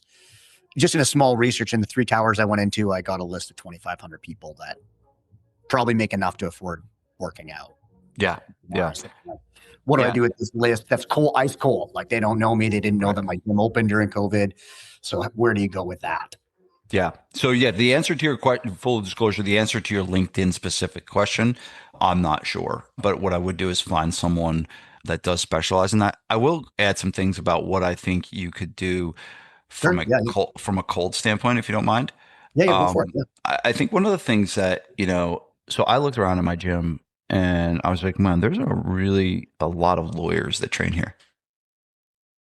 And I was just like, wait a minute, there's a lot of them. And I was like, well, what if I started doing marketing to lawyers, like specifically, right? And actually specifically created a campaign for all the local law firms. And I created a combo of a couple of different options. So the first thing you can do is you go to the actual firms and you try to do, regular joint venture stuff where you do lunch and learn or you do an event at your business or you do something like that. Okay. But the reason why I like lawyers is because a lot of times those people have the finances to be able to train with 100%. us. Right. And so like if there's a business that has like 25 lawyers, that's 25 people that are probably making three to $500,000 a year, right? That easily can afford what we do. So it's kind of like, and then the second thing is, and I can actually show you, actually funny. Do you want me to pull it up and show you Yeah. what I used?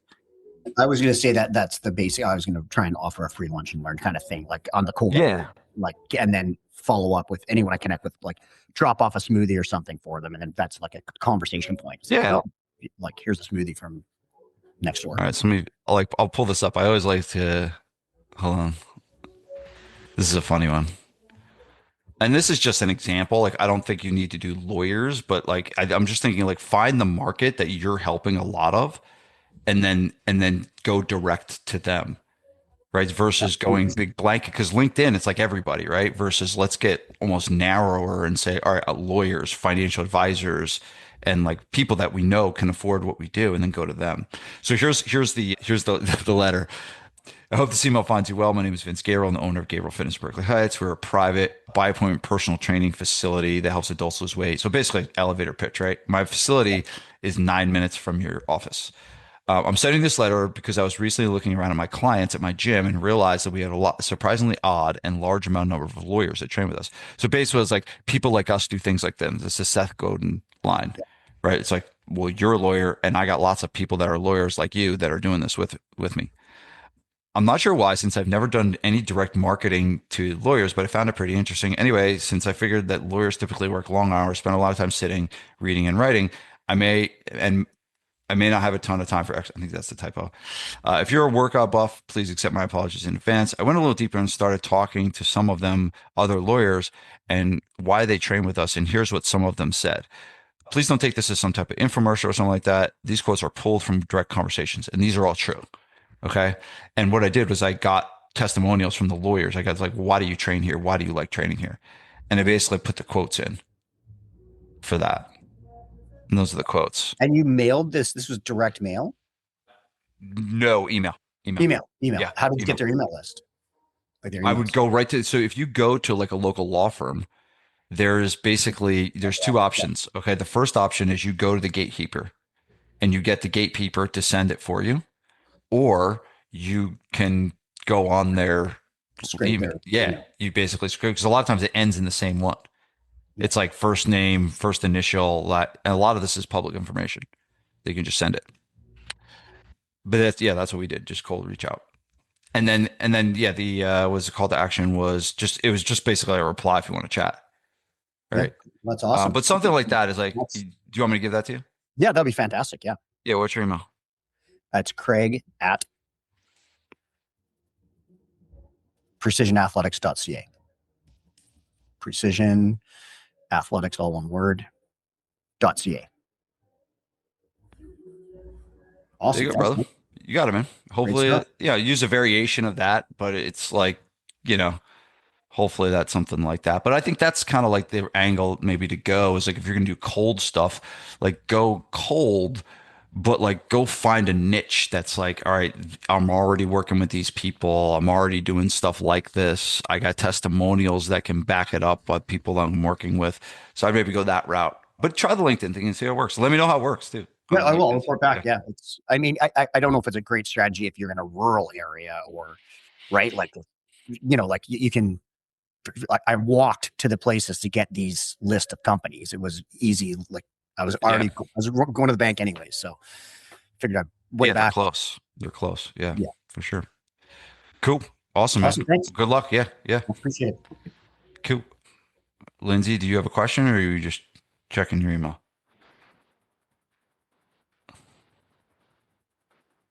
Yeah, Lindsay, you had question face. A lot of times people like they look at it with me like these eyes, and then it looks like they have a question.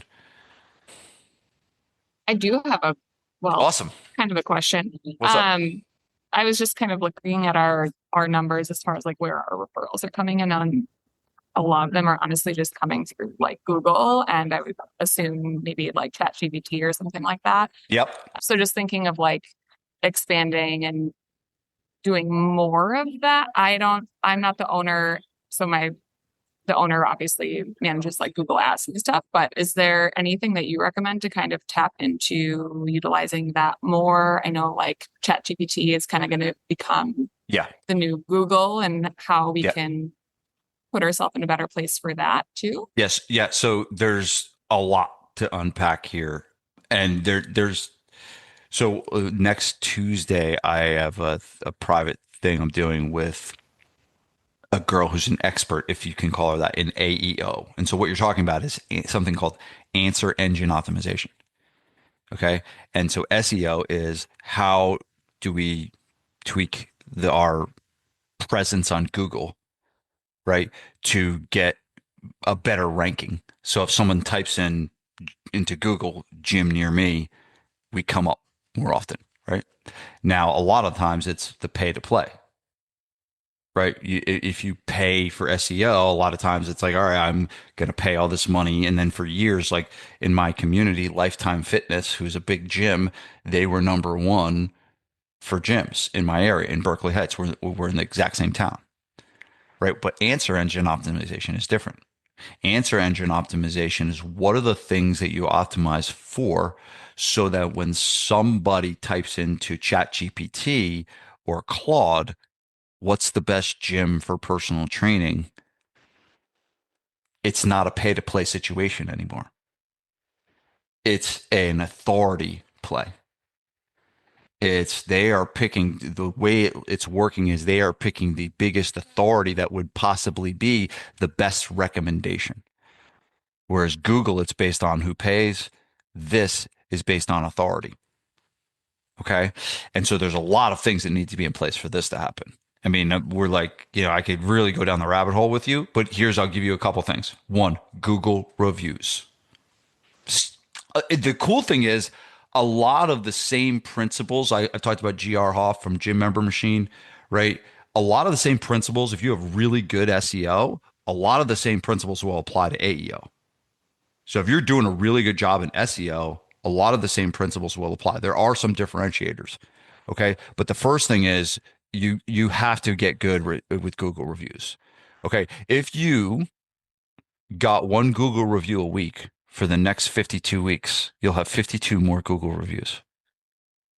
Okay. I like to see gyms that have 200 at least, right? 200 Google reviews at least. Okay, but if you just said, I'm going to make it a metric in my company to get one Google review every week, you'll have 52 more than you have right now.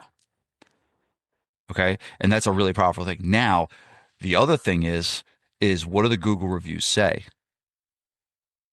This is a really important piece because it's not about Lindsay's really cool and Lindsay's really smart and Lindsay has great workouts.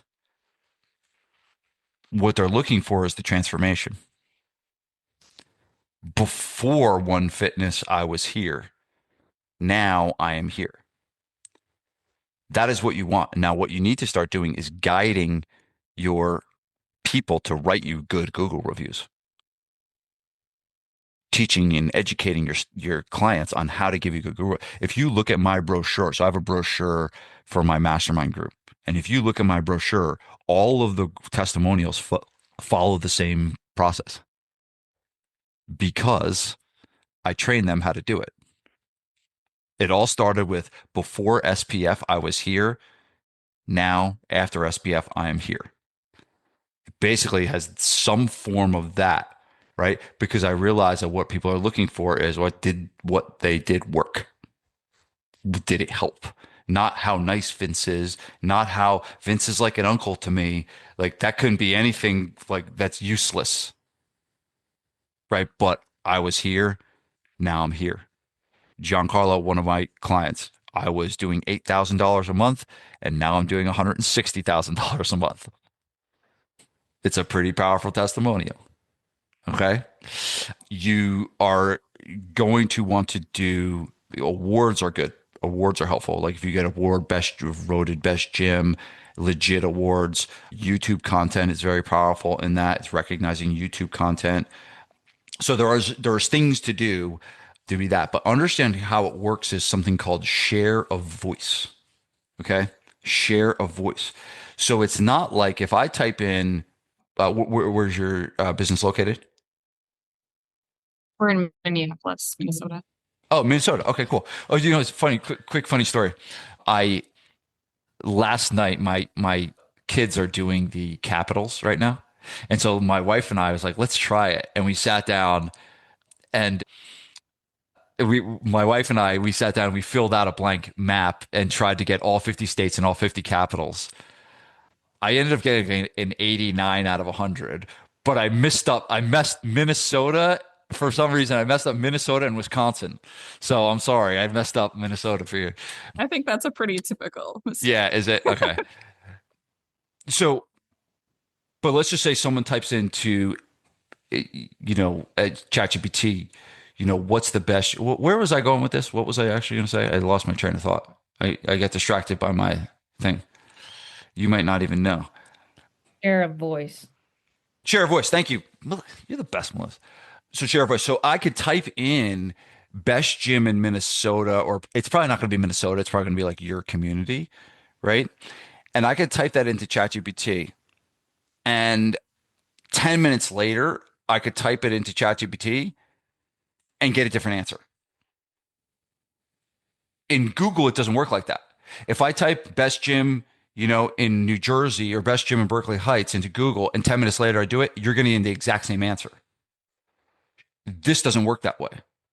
And so what it does is this is called share of voice. It takes the highest percentage and that's your goal, is to be so strong and to be so powerful from an authority standpoint that a higher percentage of the time it makes you one of the top choices. So, and typically there's only 3 to 5 choices. Usually the recommendations, so I took my son to a jiu-jitsu tournament in Pennsylvania and I was looking for a hotel. And I typed into ChatGPT. I said, I'm going to a jiu-jitsu tournament with my son. The tournament is at this arena. And I want to stay at a hotel that's close to the arena. What are my choices? And it gave me 5 options. And I picked one of the 5. Right? If you're not listed at one of those 5, there's not a chance that I'm not going to that hotel. Now, I'm not, because there's no ability to scroll. Right? What does Google do? I can look at the first 5 and be like, let me see the next page. Right? And a lot of times people don't do that. Usually they pick the first one in Google. Right? But it's not a pay to play anymore. So that I could keep going down a rabbit hole. There's a lot to do. But I think you're very safe if you could run your business, if you could be really good in SEO. A lot of the same principles in SEO are going to help you in AEO. But I will say this, is that we are coming into a market of copycats. Everyone's marketing is going to start sounding the same. And the better job you can do to differentiate your business from the market, the more successful you're going to be. So that is why what I was talking about before of differentiation and understanding what makes you different and showing up differently, it's very, very, very important to do. We're coming into, I think it's a brilliant time to be a gym owner. I'm so excited. I think that, for those of you, especially that are scaling, I think it's going to be great. I think there's going to be so much opportunity for us. I think people are going to be craving physical in-person stuff. So it's a great spot to be in. There's a lot to learn, right? To adapt to the new, what's kind of happening. And that's, and again, I'm still learning this too.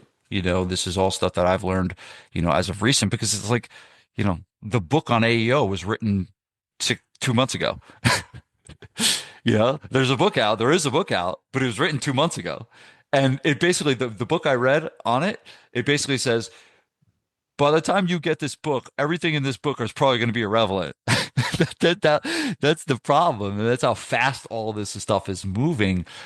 So, but it's just, again, and I don't know, that's kind of my job as a coach for business owners, is to keep everyone, up on the latest and things like that. But stuff is changing fast. But it's a really good question, Lindsay. And understand that the more people are starting to, and they're not going away from Google. Google will still be there. Google's a big business. They're not going to be stupid and lay down. People are still going to be using Google. Okay, this is not. Don't mistake this as no one's going to use Google anymore. That is completely untrue. But will people start using ChatGPT to find things more and more and more? Yes, 100%. Does that help? Good question. I put you on the spot, and you asked a good question. Well done.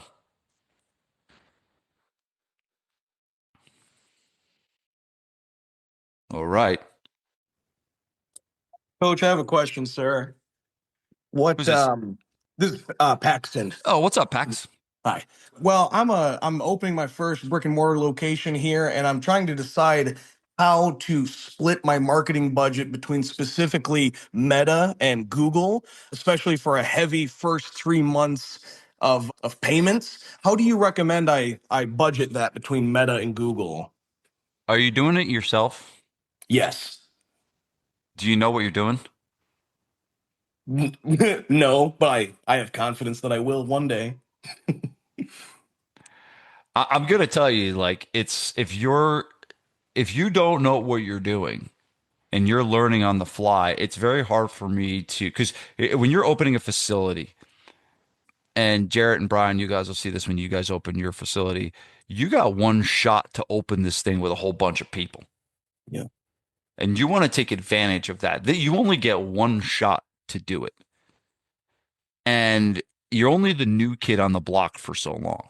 And it's a small, finite opportunity to be able to do it. So I don't know if it's the right question, Paxton. Like, I don't know, like, should you spend X or Y? I don't know if there's an exact number. The way I, like to do it is I want to spend as much money as I possibly can in the very beginning to acquire as many customers as I can. That's really it, because those are the customers that are going to get this thing launched and off the ground. The numbers I'm going to share with you are probably going to make you want to vomit, because it's probably going to be a lot more than what you are expecting. But I have people spending $5,000 to $10,000 a month. That's exactly what I already budgeted for. Oh, good. Okay, Yeah. so you're on track with that. Now, if you're going to spend $5,000 a month and $10,000 a month, and you have no idea what you're doing, I would spend the $1,500 to get GMM to do it, being fully honest. Okay. Like, I'm going to tell you right now, like, if you're going to spend 10 grand and you don't know what you're doing, that's dumb. I would spend 8,500 and pay the 1,500 in ad management to someone that knows what they're doing, and get them to do it if you don't know what you're doing. Now, Okay. if you tell me, hey, I'm a wizard at this stuff, you're like, I'm really good at it, I would say, fine, go for it. Spend 10 grand, you're good. But if you're going to spend that amount of money and not, I mean, these guys, that's what they do all day long. Yeah. GR Hoff at Gym Member Machine. Okay. Yeah, go to GR, tell them I sent you. They'll take care of you. Their customers are on this call. I know Jarrett and Brian are customers. Melissa Chase is a customer. It's rare that agencies have happy customers.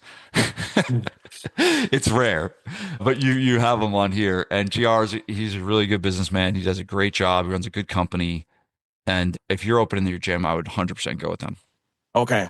Would you recommend I utilize them to learn from them so that I can do it all myself one day?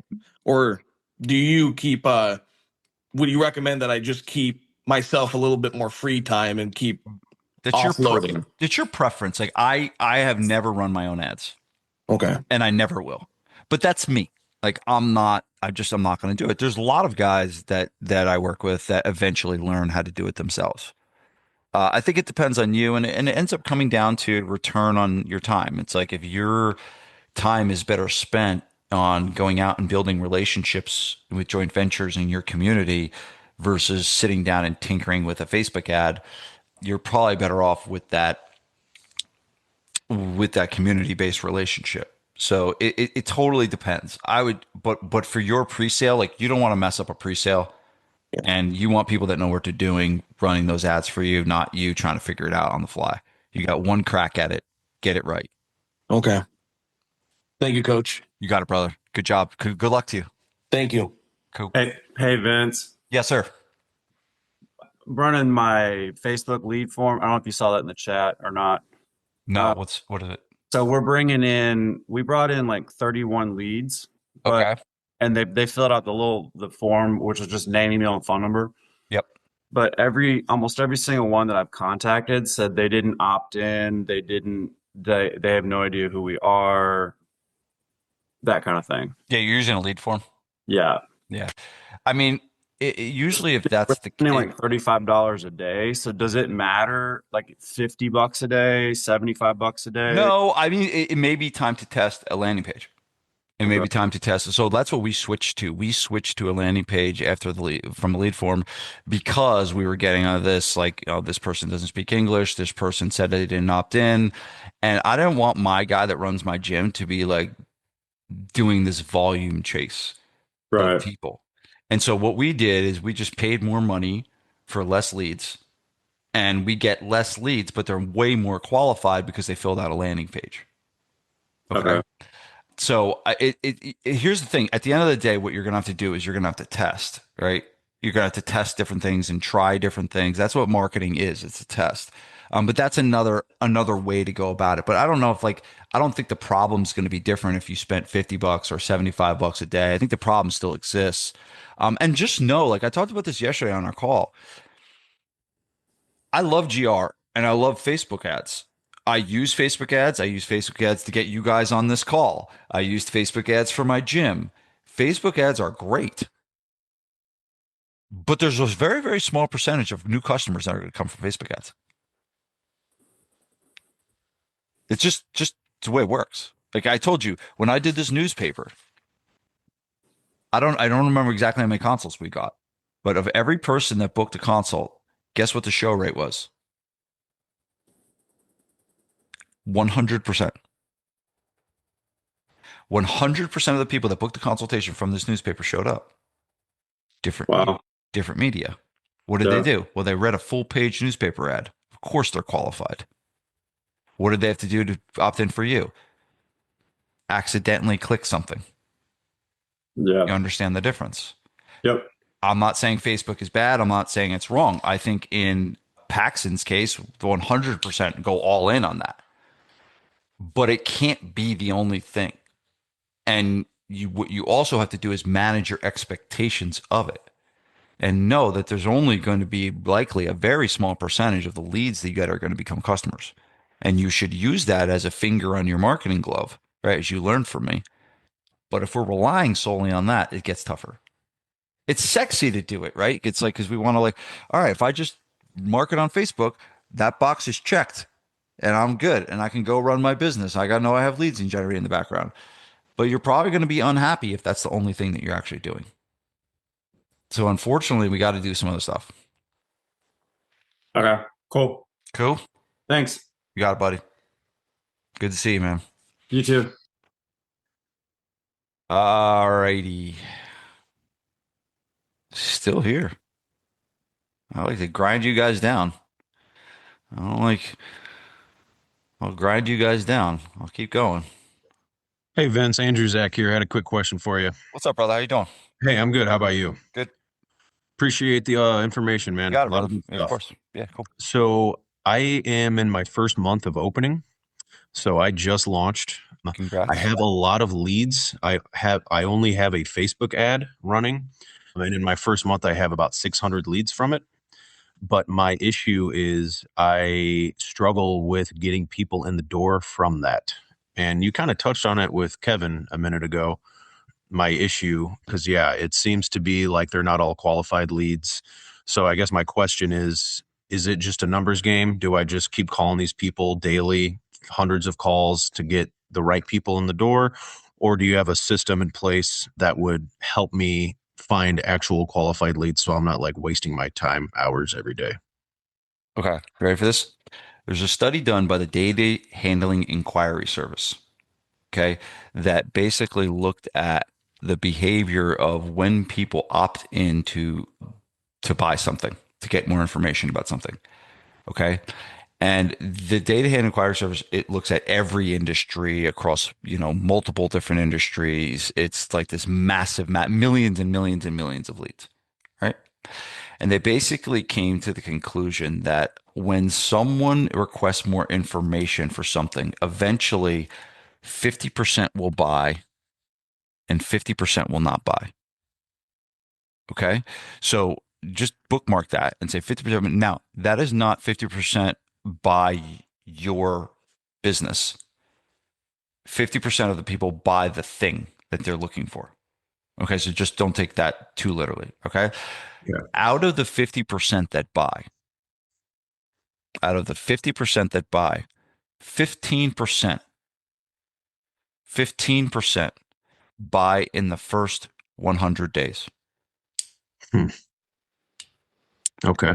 leaving 85% to buy in the next 100 weeks.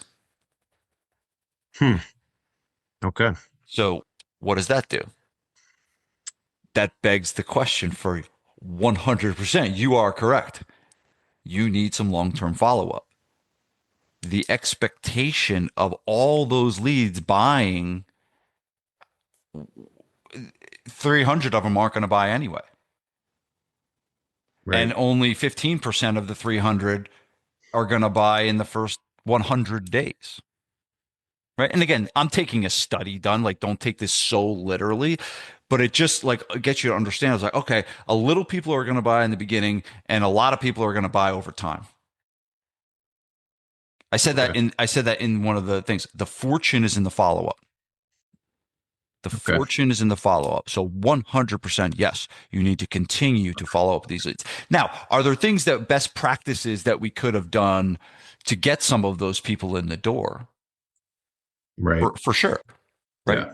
You know, we talk about following up with leads quickly. We talk about following up with leads consistently over time and calling multiple times and often. Yeah, we got to do all those things.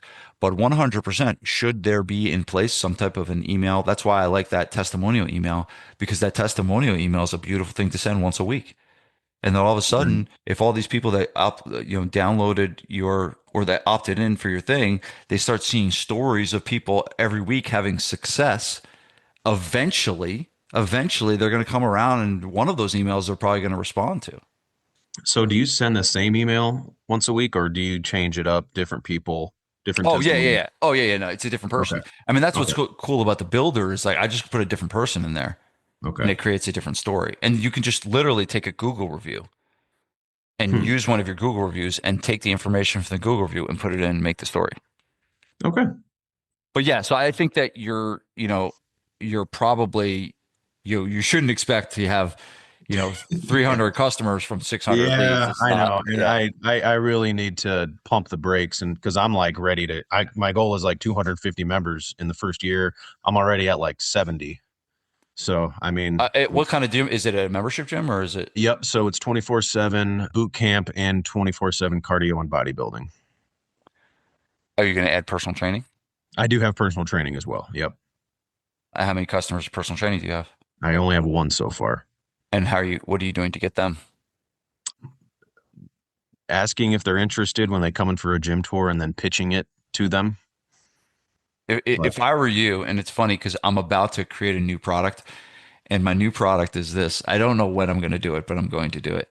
And my new product is going to be teaching membership gyms like yours how to install small group personal training in their business. Okay. And like basically taking my model that I wrote about in this book and teaching box gyms how to do it. Because I'm going to tell you right now, like, think about this. If what are you paying? How much does someone pay for a membership? Just the 24/7 bodybuilding side is $59 a month. 59. Okay. Yep. So let's just say I get 30 customers paying $500 a month for a small group. That's a lot. What is that? So let's do the math. So what is that? 1,500. No, that's 15,000. Yeah. So 30 customers times 500, which is that's not right. 30 times 500. It's 15 grand a month. Yeah. Okay. What did you say it was? 59? 59, but that's separate. The boot camp is 197 a month. Okay. But let's just say it's 59. So if 15,000 divided by 59, you would need to get 254 customers Right. to equal the 30 customers that pay you $500 a month. Right. If you want to make $1 million, here's how you do it. You ready? You can get one person to pay you $1 million. Then you can get two people to pay you 500,000. Right. Or you get 4 people to pay you 250K. Right? Or you can go all the way down to, I want to get 1 million people to pay me $1. Yeah. Which one do you want to do? I don't want to find 1 million people. Yeah. So somewhere in the middle there, right? And so you at the $59, it's fine. But man, if I were you, and I want to make some money in this business, I'm selling things that are make a lot more money. Right. So just And think about it. so I do have like a 6 week challenge, and it's $997, and that goes as a deposit towards boot camp. Cool. And then it discounts your monthly rate. So, I do have things like that in place. Beautiful. And what I would start to do is just understand that, and I didn't say this before, but I should have. It's only market to one target market at a time. Right. So you trying to get personal training, that's likely a different person and a different marketing message than someone to do a $59 bodybuilding membership. Right. So the challenge of your model is you may need to create different marketing for the different customers that you have. Okay. It makes things more complicated, but at the end of the day, it's going to be more effective. Okay. Awesome. Cool. All right. Appreciate it, All right, man. brother. Thanks. Yep. Good luck to you. Yep. Appreciate it. Congrats on getting 70 already. That's All good. right. Appreciate it, Yeah. man. Thank you. All right. What's up, Ian? What's happening, brother? How are you? How you doing? I'm fantastic. Thank you, Good. man. I've followed your stuff for a while. I really appreciate what you're doing. Awesome. Thank you. So I just have sort of a general question. So I'm opening my first gym the 1st of April. So next week. And it's going to be a small group personal train gym catered Beautiful. to 50 plus. Beautiful. It's a group I've been working with for about 10 years, but this is my first time doing it on my own at my own gym. This is sort of an operations question. So, by the way, I'm totally bought in on everything that you do, man. I love the small group model. It works the best. I find it's the best cash model. When it comes to the actual, like, basically the problem I have is with people basically, people go on vacation from time to time, or they'll miss sessions from time to time. And so far I've basically been doing it on they pay as they come basis, meaning like I'll charge them up front for a period of time, but then I'll credit them a session if they give me notice and they miss time. But that leads to a lot of inconsistency in me being able to project numbers, right? Yep. So how do you find the best way to work with this? Do you switch it from talking about like a per session model to more of a membership model? So even if they miss time, they still pay the same price? Like, where do you find a nice balance here while still keeping it fair, even if they miss some time?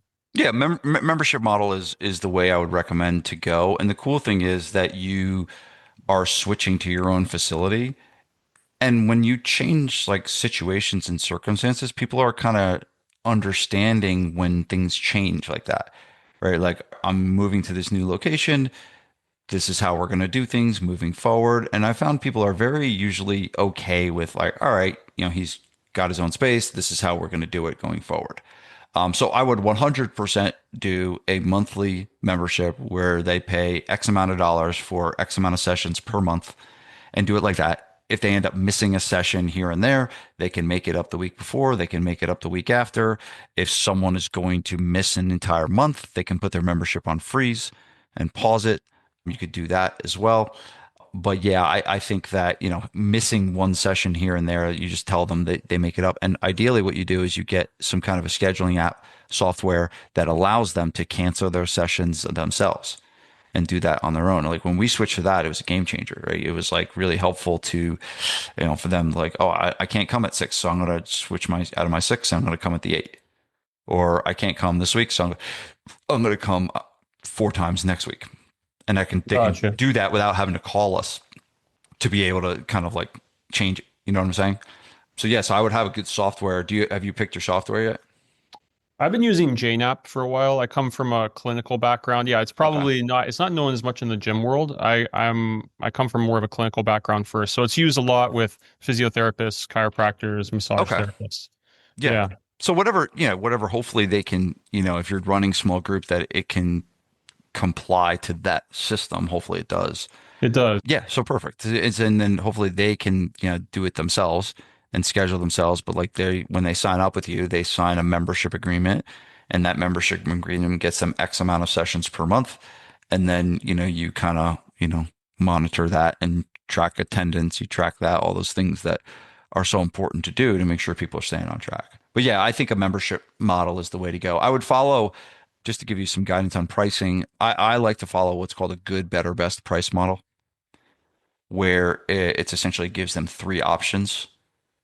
And, there's, we could call it Most of the time, what teaching is twice a week as the bottom option, 3 times a week as the middle option.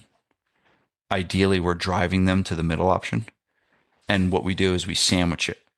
So we inflate the unit price of the bottom option and we create a massive high number for the top option, which squeezes the middle and puts them where we want them to be. It's the best value to be in the middle because 3 times a week is going to be better for results and it's going to be better for retention versus 2 times a week. If they pick 2 times a week, it's still okay because the unit price is higher, so we're actually making more money. The third one, call it $1,000 a month, is twice a week one-on-one or whatever, something that you're not really going to do that much. And so what it does is it makes the big option makes the middle one look small. The bottom option makes the middle one look beautiful. So I follow that price model if you can. That's good because in the past I've been using, I did, but I did it in a different way. You just gave me a little bit of a light bulb moment. So I've been basically, the pricing was, you come either 2 or 1 times a week, and there's a $10 per session difference. But now I'm thinking, okay, well, I won't even talk about the per session dollar difference. I'll probably talk about the pricing more on like a monthly, so they can compare the monthly value or even the weekly value. So they don't get stuck up on they're paying per session, they're paying for the membership. But I thought just now, if I was to offer them 2, 3, and 4 times a week, and then that would make that sort of middle part push them more to the 3 times a week. And even if they come 2, that's fine. And then who knows, some people might put up their hands and say, I'll come 4 times a week. Why not? Yeah, I would just make that 4 something else because it probably won't be high enough. You want the 4, you're almost like purposely inflating the 4 option or that third option. So I don't know if I would do 4. I would probably do like, I don't like to offer unlimited, but I would offer almost like something off menu or something like that, like one-on-one or something like that, where the price can get to like $1,000 a month. Gotcha. Because you don't want it to be $349, $399, and then $425. Yeah. Because then that top number doesn't do the job. The job of the top number is to make the middle number look like a steal. Yeah. That's good. I'm already charging a lot, but What are you charging? 69 a session. They're 45-minute sessions. And I like it. so what's that? I have the weekly value down here, but I forgot it now. 69 times 8 is 552. Yeah. Yeah, I like that. So that was if they're going to come 3 times a week, and then I was going to charge them more if they're going to come 2. Oh, 69 times 12. Yeah. So 828. Yeah. Yeah. I mean, you're in that. Where are you located? In Toronto. Yeah, you Canada people, you charge so much money. I guess you have to because you pay so much damn money for everything. It's ridiculous. Yeah, Canada is like a different world. Like we would never get away with charging $800 a month at my gym, and we're like a suburb of New York City. Like I have some of the wealthiest people in the country at my gym. Yeah. So yeah, but you guys I have think American Canada dollars, is- so your American dollars are amazing.